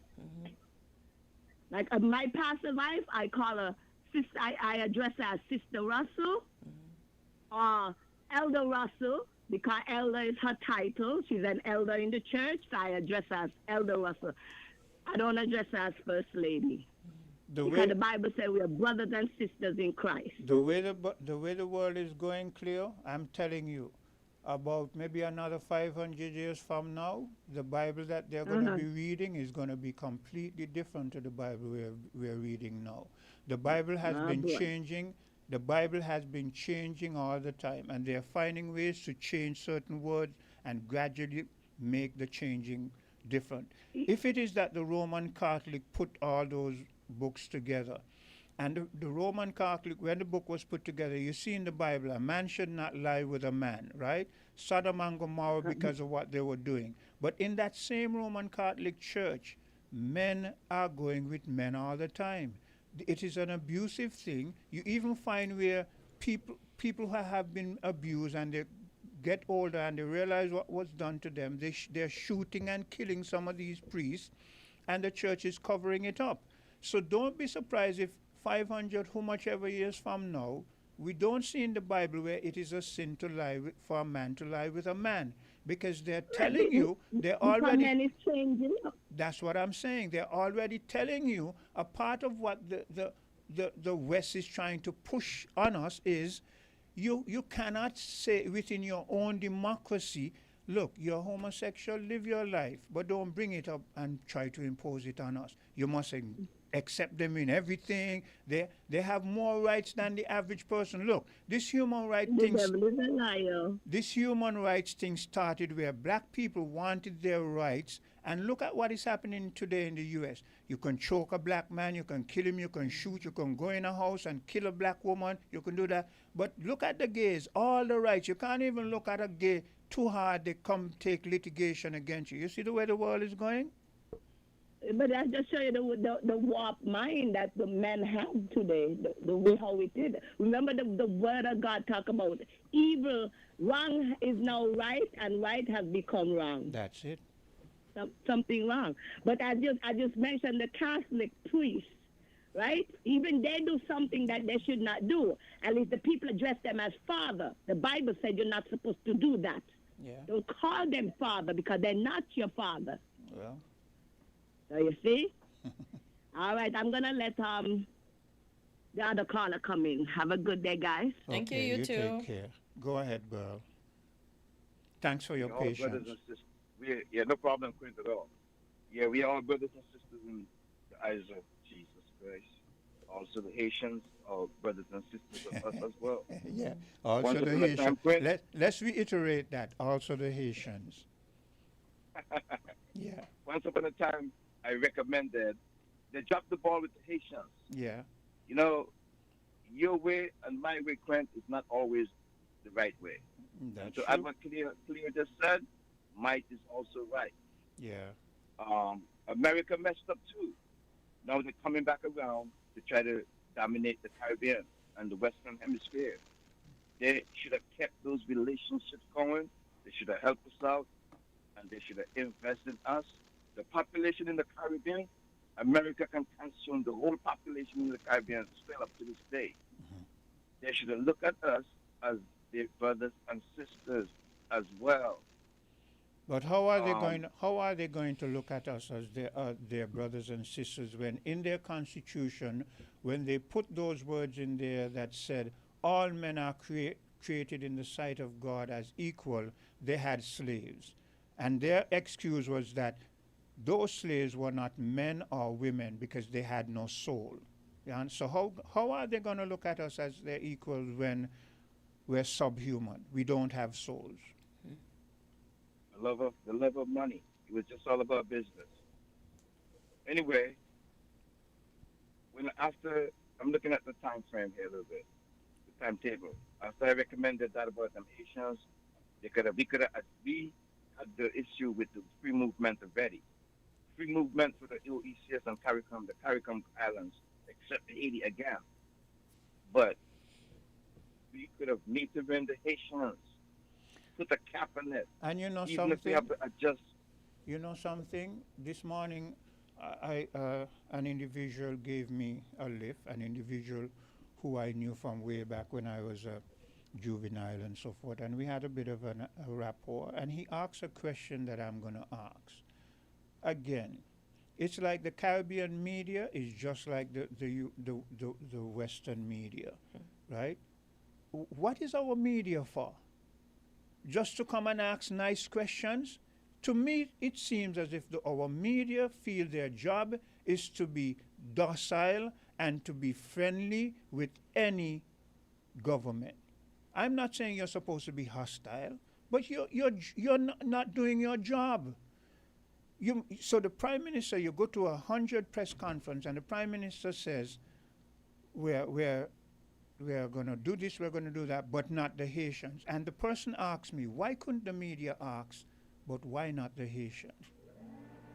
And if one asks the question and he tried to hedge it, another one says, but sir, Mr. Prime Minister, we would still like you to respond to that question. Why not the Haitians? But no, these media go and they get in there to do what? To be nice and friendly. Then you're not doing the job of a media. The job of a media is to ask the hard questions and let us get answers. I would have asked him, well, Haitians aren't people too? But anyway, Clint, they're brilliant people, man. I was looking at something early in the week, I was in the morning. Who are brilliant? Who are brilliant people? Haitians, the Haitians. Okay, I want you to be clear. Yeah. Yeah, I don't know if I got this right. Somewhere along the line, I saw something where it says a clip I was looking at on YouTube. And I mean, I don't know if this is true. I'm just saying something. I'm just putting an example. They say a Haitian person was also responsible for setting up that network of airlines in the Caribbean so that they can move between islands. But let me get past that, man. I got some kickback when I recommended with the Haitians metering them in and put the cap on it, and the Prime Minister and the Premier after that, even I know I had got some kickback from one or two of the callers when I had mentioned that back then. But they said it was going to put the strain on the infrastructure. But now here we are going to be bowing to America to do exactly just that. with other But groups but of the people. very same people. Hello, is that Sylvine? Yeah, patiently waiting on Okay, you. just hold a while, Sylvine. I just wanted to acknowledge you. OMG. But to Burl, those very same people who are saying it is going to put a strain on us if we bring the Haitians here, they don't have a problem. They're screwing and pushing up their mouths because U.S. is saying the same thing. You're putting a strain on us. So you see the hypocrisy? And we had America in a good position to kick back on them, to object. We had them in the right spot to object, and we didn't do that. Yeah. And to go back to the Prime Minister, with him just picking up the chair, right? He should be more of an advocate, even if he had said, man, I want to get the Haitians them involved because they're part of CARICOM, but I'm not going to bring in a 200 of them. I'm going to bring in like 50 of them or something. Somehow try to advocate for them instead of going against them, because you are CARICOM now. Yeah, okay. So, but the thing And is, then we hear- but finish your point because I want Sylvine to come in. Then we then, hear. And then now we are hearing about low birth rate, and the over on the Nevis end, they're only concentrating on bringing in Europeans. I mean, come on, man. And I'll leave it there, Quinn. Yeah. Thanks, man. You're going to stay on the line? No, I'm going to hang up. Okay. Go ahead, Sylvine. Thanks, man. You guys have a good day. Yeah, You same too. to you. Thanks Go for your ahead, contribution. Sylvine. All the best for the New Year, Sylvine. I don't think we Yeah, said that Happy to New you Year. before. Oh, yes. I need it. I need your good wishes and your prayers. Well, you have it. You have it. Yeah, because wishes alone can no. They say Yes. wishes for something has to better to right. Yes, yes. Now, good morning to everyone and Happy New Year. God-filled New Year. All those who don't know that they could pray, start to pray. Now, the Prime Minister is distracting himself and us. Pure distraction. Now, let me Why? start. If we really want to go in Parliament to pass law, they people with disabilities, we have passed the law, not the law. We have ratified the convention. All that is required now is for the law to back it up. Since, I think it's Dr. Harris who did the ratification, because we signed on and then they ratified. From that until now, we have been trying to get the government, the AG in particular, because it does write them, to get the law ready to pass in the House. What the law does, the law reinforces what the convention says. Disabled people have human rights. They're free to marry, they're free to work, a lot of different things they're free to do. But people sometimes are reluctant to do them because there is no law. They're free to work. Yeah. Oh, well, we can't get no work. No reason. Free access. Now, if they're really serious, that is something they could handle. Think about getting more children is ridiculous. The majority of the care for the children is private. Are they going to get larger government-owned preschool and nurseries? Well, Sylvine. Are you aware that the majority and they're expensive? Sylvine, you are the statistician, so you are the one who is good to put 'cause that forward, you know. Why you saying it make no sense? It makes no sense. Now here we are. You know, some of the nursing, what they call the child care center, the daycare for the children, Yes. is almost half of some of your salary, you know. I've heard people complain. People charging over $100 and something per week for And one child. one child. That's only one child, yeah. They talk about the preschool, it's like one nursery. It's a strain Now the government said they give $50. If the preschool is charging say $160 per week, and you give 50, it's 110. So it is they go to the government thing, must be free or whatever. But can they accommodate even 1/3 of the children? Well, Sylvian, as you're speaking, I still hold to my point that people make their choices, and so who wants to get children, Well, get, and who choices don't. are made for different reasons. But hear this. I'm agreeing with you to some extent, because I remember when I got my first child, and then the second one came, and it was a struggle, because I remember my first child was going to preschool, daycare center, private, whatever, and it was a church affiliated thing. I had to be paying X amount for that child. Then I had my second child, who is a daughter, and because of the fact that I was juggling all these bills and I had my first child in this school, I had to find a way to make sure that my daughter could stay with someone in the village so that it could cut down my costs, right?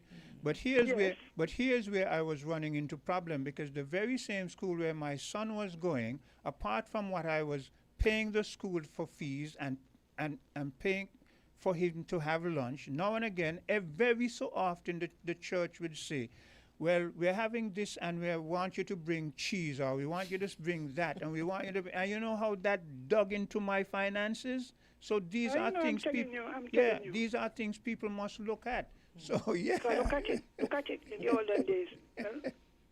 My son and my children are 4 years apart. Yeah. And I had a relative. Now the grandmothers and the minding a child, you understand? Yeah. Even the attitude, because some of them home sitting down could well look after the child.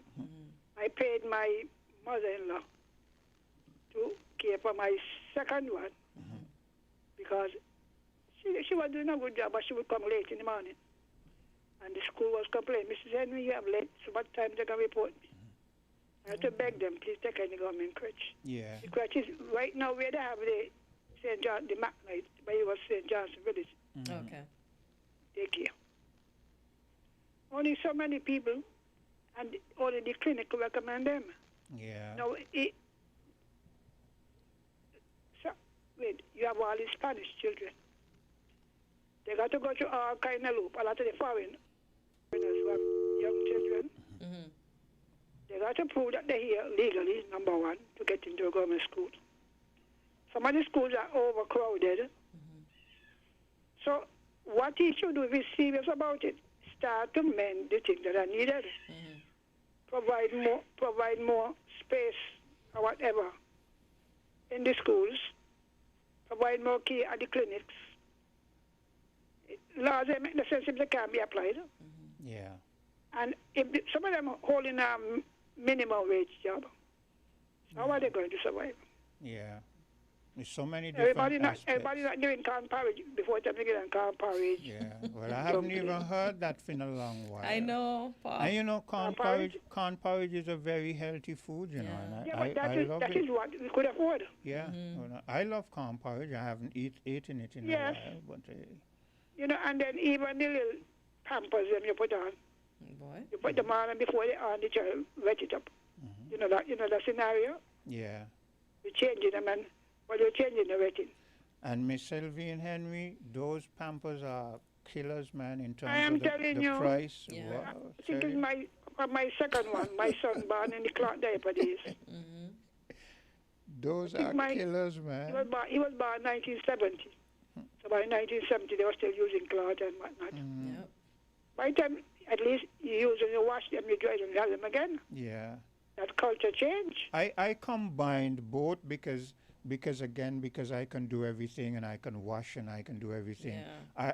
I whenever the children were home, young, I used the diapers that you could wash. My husband did it more than me. I really don't like handling that mess. Yeah, but God bless my loving husband. And that's a good point too, because a lot of women tend to give this impression like men don't help around the home much. You'll be surprised what some Well, of us not as my men, husband, God bless him, men even when do. they're old and they have their own way. Yeah. Sylvie, leave that to me.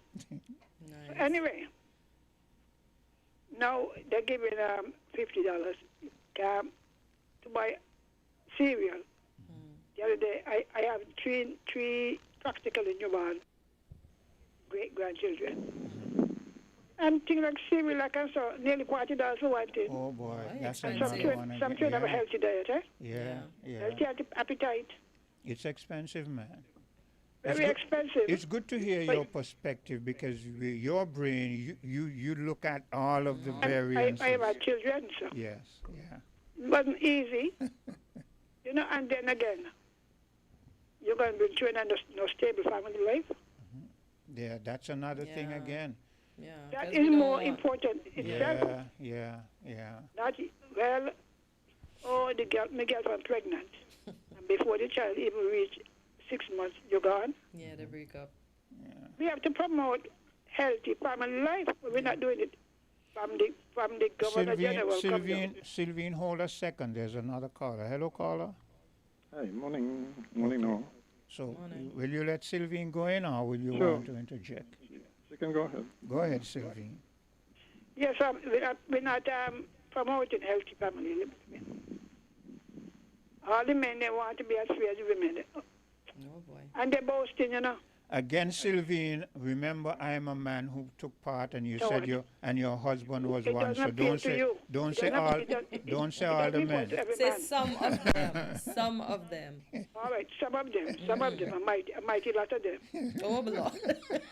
And then the courthouse, the child maintenance law is against a lot of the men too, Don't even go there. And the money too Yeah, little bit, but I though. met a The money man. that they give can't buy nothing. Don't even go there. $100. Or 80 Then something. then the old man who like to swing the engine, he got 4 or 5. So all the mothers go to the courthouse, and he end up in the prison because when you go to prison, whatever you owe, you still owe. Our men need to think carefully too. If you can't provide $100, you can't even buy a pack of pamper and a cereal, and you up and on getting children. But there's another We side. need but Sylvine, responsible- since you decided to go there's another side to the story too, and that's from the men's perspective. That very same court system is killing the men. I remember. No, I don't agree. Well, let me say this. This is why you sometimes They volunteer. sometimes you women will just want to go and run all over us men. But as long as we here as men, we're going to represent for men too, because we are men. All right. Okay. Represent good. So hear this.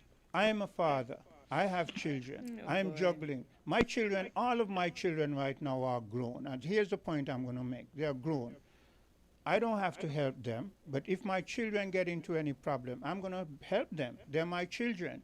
But it seems mothers don't understand that. For the life of me, I kept telling my children's mother, if I'm going through a hard time, work with me. Don't put pressure on me. You know I love my children. Give me a break. Let me get myself together. Who tell them that? Man, they dragged me to the court. Look, there was a time I'm down here in WinFM, and the police come and take me straight from here over to the jail. Because I tell my children mother, give me a break. I'm going through a rough time. But look, you know what they see? Oh, he's not with me anymore. So I'm going to push him because and they get down on you. You understand? No, I hear you. Men agree with you. What I'll tell you this.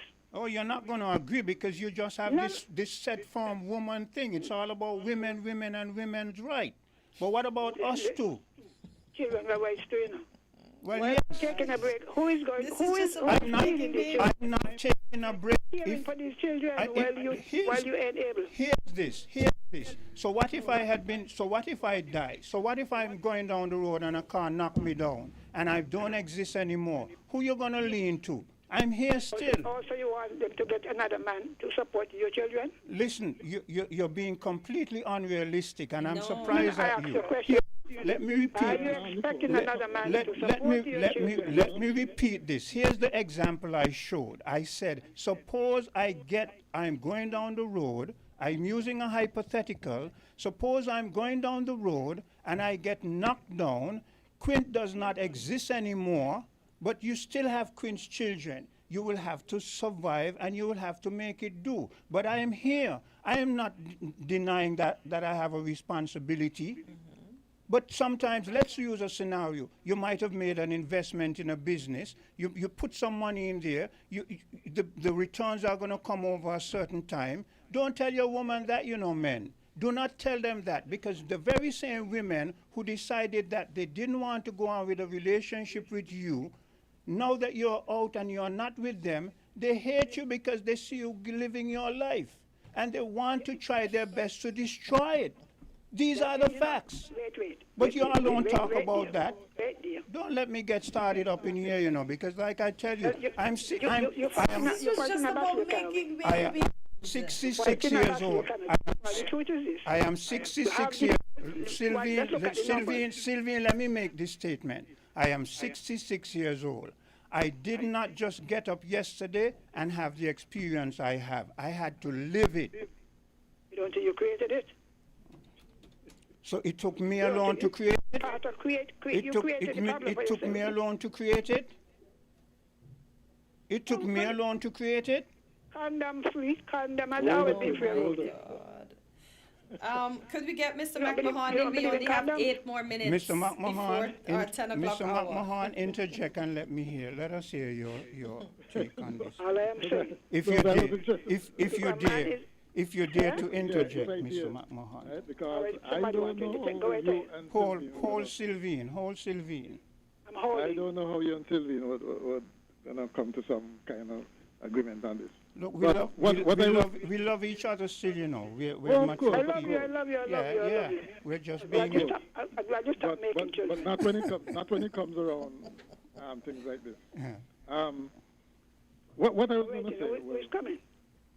What I was going to say was that... Let me hang up. Yes, okay. Yeah.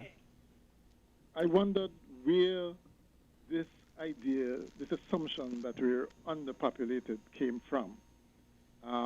I think it was actually the premier who started it. I can recall that, but I'm not sure. But I heard, remember, Mr. McMahon, too, when we would have the Social Security here, that they would say that our population is basically stagnant. Right. Yeah, that's the next place I heard it, too. Yes, but that is different. That's a different argument in the sense that, the Prime Minister followed Brantley's lead, essentially, in saying that we need to have more babies. But the thing is, the Social Security is saying that our population is stagnant. What is wrong with the stagnant population? Yeah, it doesn't mean that it's underpopulated. Stagnant does not mean... Right, exactly. Yeah, right? You're right. What I think is important and should be the priority is making sure that whatever the population we have now are well cared for, that the living standards are good, etc. Right, and then there's a good balance. When you say you want to increase the birth rate, it may be, to me you have to give some kind of explanation as to why you want to do that.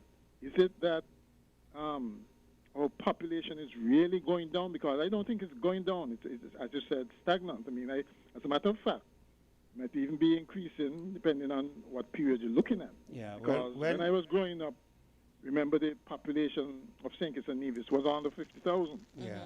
Over 50,000 now. Yeah. Right? And what I think might be the problem, and why I think the Prime Minister's assertion that he's going to bring this bill to he's going to discuss in the cabinet these things. To me, it's premature. It should be based on a lot of different facts. One of them being the fact that we may have the problem we may have is actually an aging problem where people might be living longer. Yes. your life expectancy might be rising. Mm. Okay, in which case that's a totally different argument, right? I think if we if our priorities are right in the sense that we make sure that the existing population, the lives of the existing population is improved, then everything else will fall into place because people on their own, without requiring any prompting, be happy and all of the other things. You're right. You're right. To have. You're right. But hear this. But hear this. I'm still not going to knock the prime minister because again, taking all that you said in consideration, we're living in an enlightened age. So we're not expecting that people are going to just go out willy-nilly and get babies because the prime minister made that statement. We're hoping that because we're living in an enlightened age, that people will go according to their finances and their future plans and how they would like to see their lives play out. Don't you think? No, but the fact that he's bringing something to cabinet suggests that they're going to take active steps to encourage people. I agree. I agree. Like, for instance, some kind of tax credit or something like that, which ultimately going to mean that it's more social intervention, which is more drain on the government finances. Yeah. Right.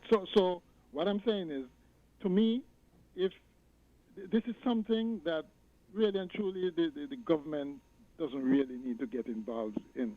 Okay. If it's about aging, yes, I could understand that. Okay, but I think if you can leave these things to people's individual preferences and so on. Okay, and we will be okay because I still maintain that our population. I don't know what is optimal for our resources and so on. I don't think it is anything wrong with our population size.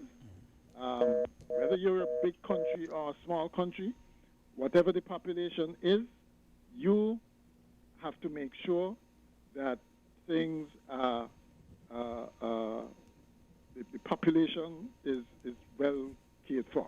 I agree with good economy and so on. I agree with the you. The other aspect of this is maybe what may be happening too is immigration. Why our population is stagnant. In which case, one of the ways of changing that is to encourage more of people who have migrated to come back. So there are different ways to approach this. I mean, it's not. I think just having babies is a simplistic approach, which initially is going to cost a lot to both the state and to individual families. And families, emphasis should be on families. Mr. McMahon, I hear you loud and clear, and I agree with you to the extent that you said if the economy is as such that people are comfortable, you will not have to spur them. They will then make their decision as to whether they want to develop a family or not. I hear you on that. What do you think in relation to, how do you see it in relation to Sylvine's statement that this is just a sidetrack to take the spotlight perhaps off of some of the other things that are happening?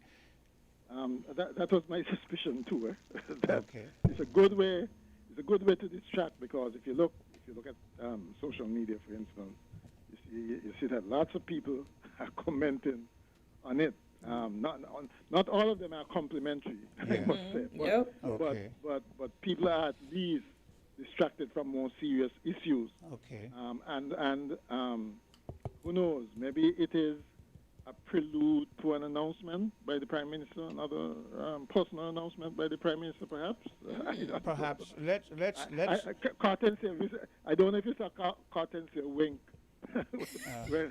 when she was bringing the topic. Well, right, Cartensia, you were thinking in those terms too?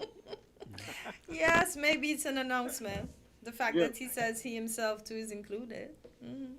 Yes. Hint, hint.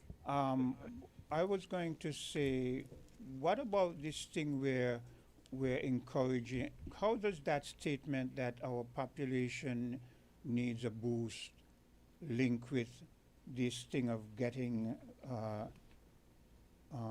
refugees and other people here and so forth. How does that? Well, Could this I be another am- aspect to it? I am concerned about one thing. I'm concerned about that is the numbers. At first, when it was announced, especially when Gaston Brown said it, it was about 10 a year. Yeah. He said he's taking 10. It's not about Well, 10. right. He Yeah. says he's Well, taking right. 10. Yeah. And then I'm not sure where it came from. Then I'm hearing that we're taking 100 and something, those kinds of numbers. I didn't And hear I the Prime then Minister begin give a number. Well, No, Mr. he did not give a number. Okay. Mr. McMahon, we know how, me and you, we know how. Let me go back to my statement I made earlier. We are not older and not wiser. We are older and wiser. We know how these things play out. We know how our politicians come to tell us something to sort of calm and soothe something that they know is going to be way different to what they're saying. We know this. That's true. That's true. And not only that, Hello? there's apparently a financial incentive involved Yes, there in all is. of this. There is. And if the numbers I'm hearing calling are correct, I mean, that's almost a replacement for our CBI, you know? So I mean, there's all of those. But are they not looking, there's another caller waiting, are they not, Mr. McMahon, looking to the long-term effect it's going to have on us? Because this is not going to be an indefinite, whatever monies they bring, it's not going to be an indefinite ongoing. We are going to be saddled with those individuals forever and ever after. Yes. Hold a second there. Hello, caller, let's hear who you are. Hi, my name is Africa. Okay.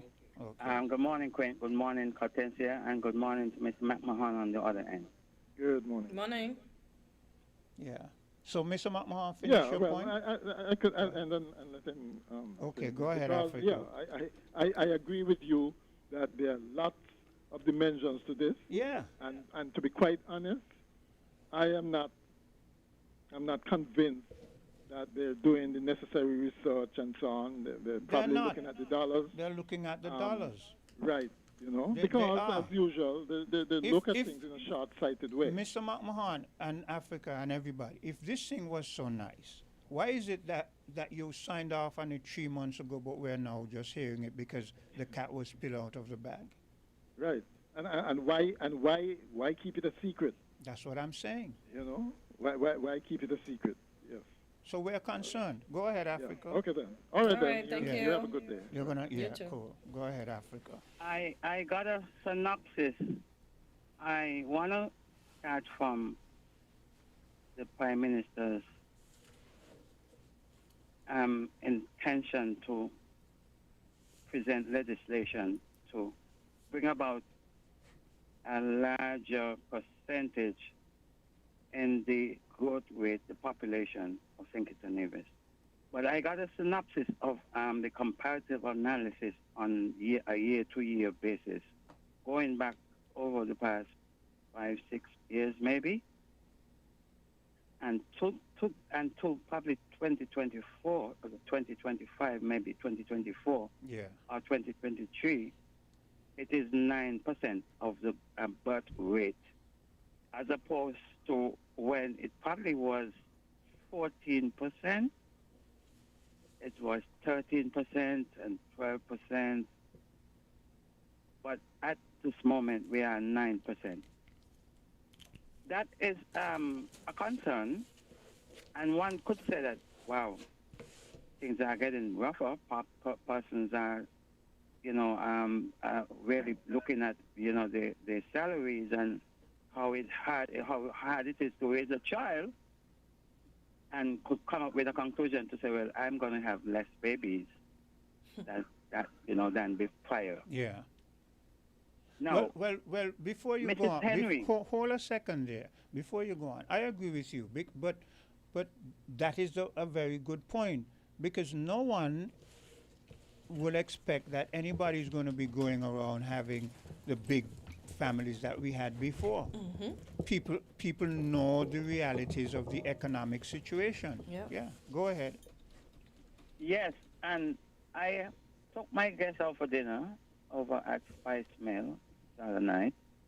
And while I was there, I ran into a family, and there were a family of 12 of them living in Newtown. So they came back, diasporas came back for the season and so forth. And I shared with my guests. I go up with these guys, because one of them asked me for an assistant there. Mm-hmm. So I said, I know them, and they came out from large families. Back then, they were large families, and I share that with my guests just to show you that from the Prime Minister's perspective now, and trying to encourage the growth of the birth rate in our population.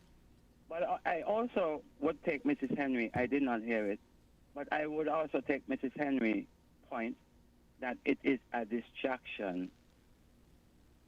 I think that our Prime Minister is taking a page from Donald Trump's playbook at this moment. We know how we have advocated for the SSZ, and now there's so much is on the plate with this immigration acceptance, deportees acceptance, and refugees, whatever status you will label them under. And we know in the U.S. that Donald Trump, the Epstein files is about there to be released, and he has suffered to Venezuela. He has talked about Greenland and all the other things. He might just hit Iran in a day or two. So this is what our Prime Minister have decided. When he is cornered like Donald Trump, he has decided to present something of a legislative nature to present to the nation at a time when we are frustrated, we don't have monies in our pockets, the government is broke. Where are they going to get money if we start to get more children? How it's going to play out for us? So he have decided to pull a rabbit out of the bag and to try to distract us from having a conversation surrounding this, as opposed to having a conversation surrounding the SSC that has not gained much attraction in the new year, but it is there, and it is there to be dealt with. Yeah. But also the new one now, which is this deportee status MOU, I can call it that, because it's not conclusive. We don't know. And for the fact that our Prime Minister holds the leadership of CARICOM, he should have adjusted the Venezuela issue, and he should have talked about this, because it was not in a vacuum. Even though I will agree with you, Quint, that the U.S. likes to play the divide and rule tactics. I don't agree that all of them sat around the same table and Trump going to say, you guys got to take my mess, my refugees, I agree with my you. deportees. I hear you. No, I don't agree. No.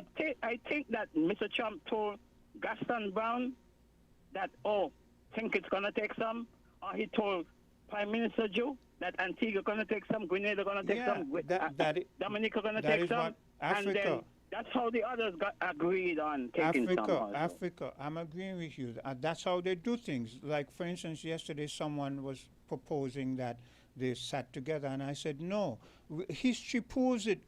It is documented. What they're going to do is they're going to go to one, and because we're segregated, they're going to say, well, St. Kitts has already decided they're going to take. That's what they're going to say. And because you don't have St. Kitts across from you, you're going to feel, well, okay, I'm going to take two, right? But then they come after Antigua takes, and they say, well, Antigua has already taken. So now St. Kitts didn't take before, They just use that to get Antigua to, and this is what they do. Yeah, and I don't mind Mayor Motley being the spokesperson for the CARICOM, because she's a good spokesperson. She's very articulate. She knows what she says, even at the UN level. Yeah. But at the same time, each chairmanship, each member state have their own volition at that level of chairperson. And I would really want to hear my Prime Minister, not because he will want to talk about negotiate, I had to go to my dictionary to find out the word negotiate as opposed to a word negotiate. It's just a slip of the tongue. We ain't going to hit him hard for that. Yeah. But it is because it was nervous. He was uncomfortable telling us about this negotiation that he did. Well, yeah, well, someone made the point that he couldn't even look up most of the time. So that's a I saw it and I felt sorry for the man. there's a psychological aspect to life and living. You know, there's certain things Yes. that we do automatically because of what is going on up there in our brains. And he was at his all-time psychological low. Yeah. Adjusting the nation. And how I'm going to tell this? I am the chairman of CARICOM, and you want to tell me 2 members already disclosed this to their people? May monthly adjust the Barbados being a hub and the effects of the flight cancellation. Yeah. And our Prime Minister did not adjust our nation. Probably he waited until his round table to do so, in which he did. But there are some urgent matters that you don't need to the end for the end of the month to disclose these things to us. We need to hear it here and now. Thanks for listening, folks. Yeah. Well, yeah. Okay. Hello, caller. Yes. Good morning, Africa and Catencio, my dearest. Quinn, what Africa is saying there, he's so right. Because it can't get the people to talk like that and cipher out things like that, all people words. Africa have seen the playbook and the Henry. It's a distraction because of the SS3. And that ain't how they was, you know. And I asked in Africa for this new year, let me play across the wicket. Come across the wicket. You might get out, let me vote. But we gotta come across the wicket. What this young man is trying to do is bring Borthwaite into his failure. And he's not gonna work here, Quinn and Catencio. He's not gonna work in this country. Because if he know what is good for him, we is gonna demonstrate him hard. And we are begging him to resign, you know, because he ain't understand this job. He ain't understand this job. Have a good morning. You out of time. I don't want to pick up the time. But Africa, my brethren, it takes voices like and you and the brother in Wall and Adam to come and talk these things. That SSD ain't going nowhere, you know. If it takes John them alone to be behind DJ Marisha, I will be there. Robert, watch your fight for land. And the vagabonds them in the Labour Party give back land to white people. Have a good morning, Catencio. Poor people love you all. Continue giving us value for money. Okay. Hello, caller. Yes, good morning again, guys. Thinking about what Miss Henry said, right, and what Africa just say, and Mr. Matt Mahan. Yeah, this topic could just be a distraction to get us to stop talking about the other, you know, the real important stuff. So I guess after we're done with it today, we're leaving it there. We're going back to the hard topic what they don't want to hear us talk about. But, Quint, when you were talking to Miss Henry, right, I understand your point. Because then, if, like you say, you take care of your kids, and if you fall on hard times, and you ask, okay, give me a time, as mothers who they know you love your kids and you take care of your kids, they could respect that request. But I guess they rather be hard and tough, like you say. Hear this. Now my children are grown, right? Sometimes I sit and I wonder, now that my children are grown, if I have to help them, I will. I wonder, what goes through their mother's head now when they realize, okay, if one wanted to use the XU that he didn't want to pay child support because he didn't want the responsibility, how come I'm still there if they need assistance now? You understand what I'm saying? Yeah. And hear this. Yeah. You know, one of the things that really frustrated me when I was being a part of raising my children, I'm going to say this because a lot of women out there like to give this impression like, we as men, we don't contribute. I'm going to say this emphatically, and my children will tell you that. Especially my oldest son, he will tell you that. He says that to me all the time. I'm the one who pushed my children in terms of getting an education. You understand? Their mothers didn't seem to be concerned about that, right? You heard me speak about me having my son in a daycare and having to find a way to put my daughter's second child in a village. And so you know, there are times when I walk from Conwy, because you know that's what Conwy people did. I walk from Conwy to town with my son on my shoulder. You understand? You're going to tell me I don't love my child? And here's one of the things that one of my children's mother did. And I won that case in court. And it was so refreshing for me, because I grew up hearing that if you have the children, you're still supposed to pay child support, right? I didn't believe in that. I would have my children for long periods, and next thing you know, she comes and she out of the blue just wanted. One day I had my children, I sent them to school, they didn't come back home, right? Now how you think a father is going to feel, right? Next thing you know, I understand they're over with their mother, right? However she does it, but here's what happened. I have my children. Next thing you know, she gets them back. Let's say it's the time when I send them to school, she just take them, bam, they're home with her. Next thing you know, I get this big summons with all this big load of money, right?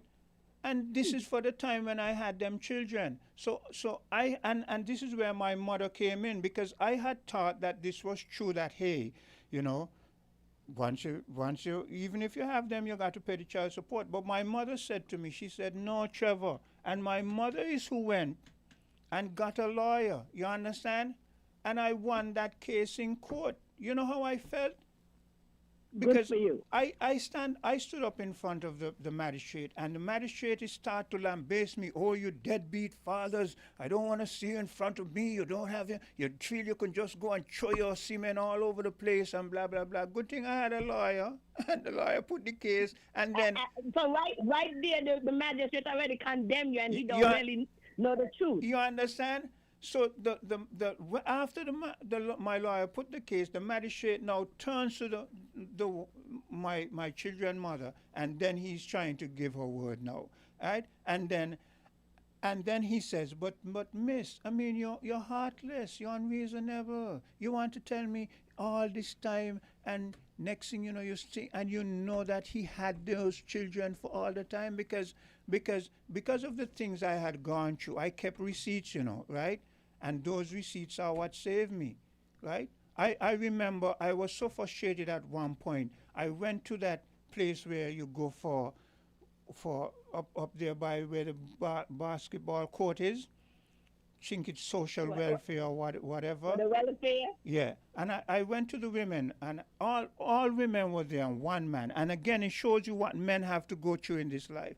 And I went 1 week, I spoke to one woman, I told her, look, I have my children. I want to pay child support, but the mother is refusing to take the child support because she wants it to build up so that she can take me to court. What should I do? The woman listened to me, give me some kind of thing that is trying to tell me, like, well, you know, your fathers, you don't want to look after your children, blah, blah, blah. But I'm telling her I have monies to pay, but she doesn't want to. So that woman didn't listen to me. I go back and next week, I spoke to 3 women up there, and none of them gave me assistance, because maybe they had gone through trauma with their, you know, with the men in their life. But here's what happened. When I go up the tree time, I always saw a man, and he was hanging around. He never was with the women, but I had the feeling that he was part of it. But this again is what women do. When they get in the workplace and they outnumber the men, they push the men aside. But in my desperation, I called the man and I said to him, I said, look, I felt I was hopeless, but I was grasping at straw. I said, look, I have this instance here. I'm trying to pay child support, but every time I go to give the money to the mother, she doesn't want to take it. What should I do?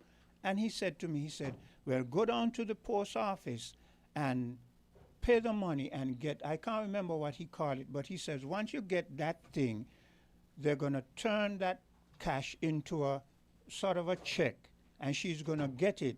And when she gets that, you have a record. Another woman, another friend of mine, when I told her that, she said, well, here's what you're going to do, Trevor. When you go and they give you that, put 2 lines across that check. I asked her, why would that? She said, when it goes to the bank, right, after she cashes the money, as long as she cashes the money, the check is going to come back to you, right? So that is how I had my receipts. So you see the things that some good men have to go through? So from the beginning, the woman could have given you the same advice, but they just wanted to make life harder for you in a nutshell. And for the magistrate, it goes to show that he didn't review the case, because if he had reviewed the case before you go in front of him, he would have got your information from your lawyer. Yeah. And he would have realized that you've been paying, or you had these children living with you. Yeah, and these are things that men go through just because we don't want drama. We want a little bit of peace, and the women take advantage of it. I'm not saying all men. There are deadbeat fathers out there who are causing, but they're good fathers too, right? And the mothers either don't want them see them children, or they imagine you have child support and she's going to say she's not going to take it. So what? So next thing you know, it builds up, and next thing what you're going to go to a magistrate and say, well, every time I go and to give her the money, she doesn't want to take it? It's rough, but I'm so glad that you, even now as you set your example, somebody is listening who's probably going through the same issue. They know what to do today. Okay. And what people do up here a lot is that they would open an account in the child's name and put that money in there for the child. Yeah. Gotta but find anyway, time is up, so I'm gonna just say adieu. Yeah. May everyone have a blessed day. Yeah, well, that's how we're going to end things for today. And sorry for my bit of a, but I'm a real person. And like I say, I've lived life. And my intention is to disseminate some of my experience so that people can be better for it. And for a lot of you young men out there, be very careful, because it's all well to see a woman and to go and to say, well, you're going to have sex. But with sex comes a big responsibility, and you can't read people's mind. And what you think you see in a person and how it plays out over time, on both sides, whether women or men, is a whole different story. So that's how I'm going to end things for today, and do take care. You found the sound 98.9 WIN-FM. Come, build with us at Hostels Building and Nevis Centers. We don't just sell materials, we help you build your dreams. Whether it's a new home, a renovation, or a DIY project, we're here to make it happen. That's why we say, build with us. From foundation to finish, come to our stores where we have the best in building materials, hardware, tools, paints, expert advice, and more. Whatever you need, you can count on us. So if you're ready to get started, build with us. With Hostels Building and Nevis Centers, you're not just building a structure, you're building a future. Let us help you create something amazing. Dream with us, plan with us, grow with us, build with us. Come build with us at Hostels Building and Nevis Centers today. Build with us at Hostels.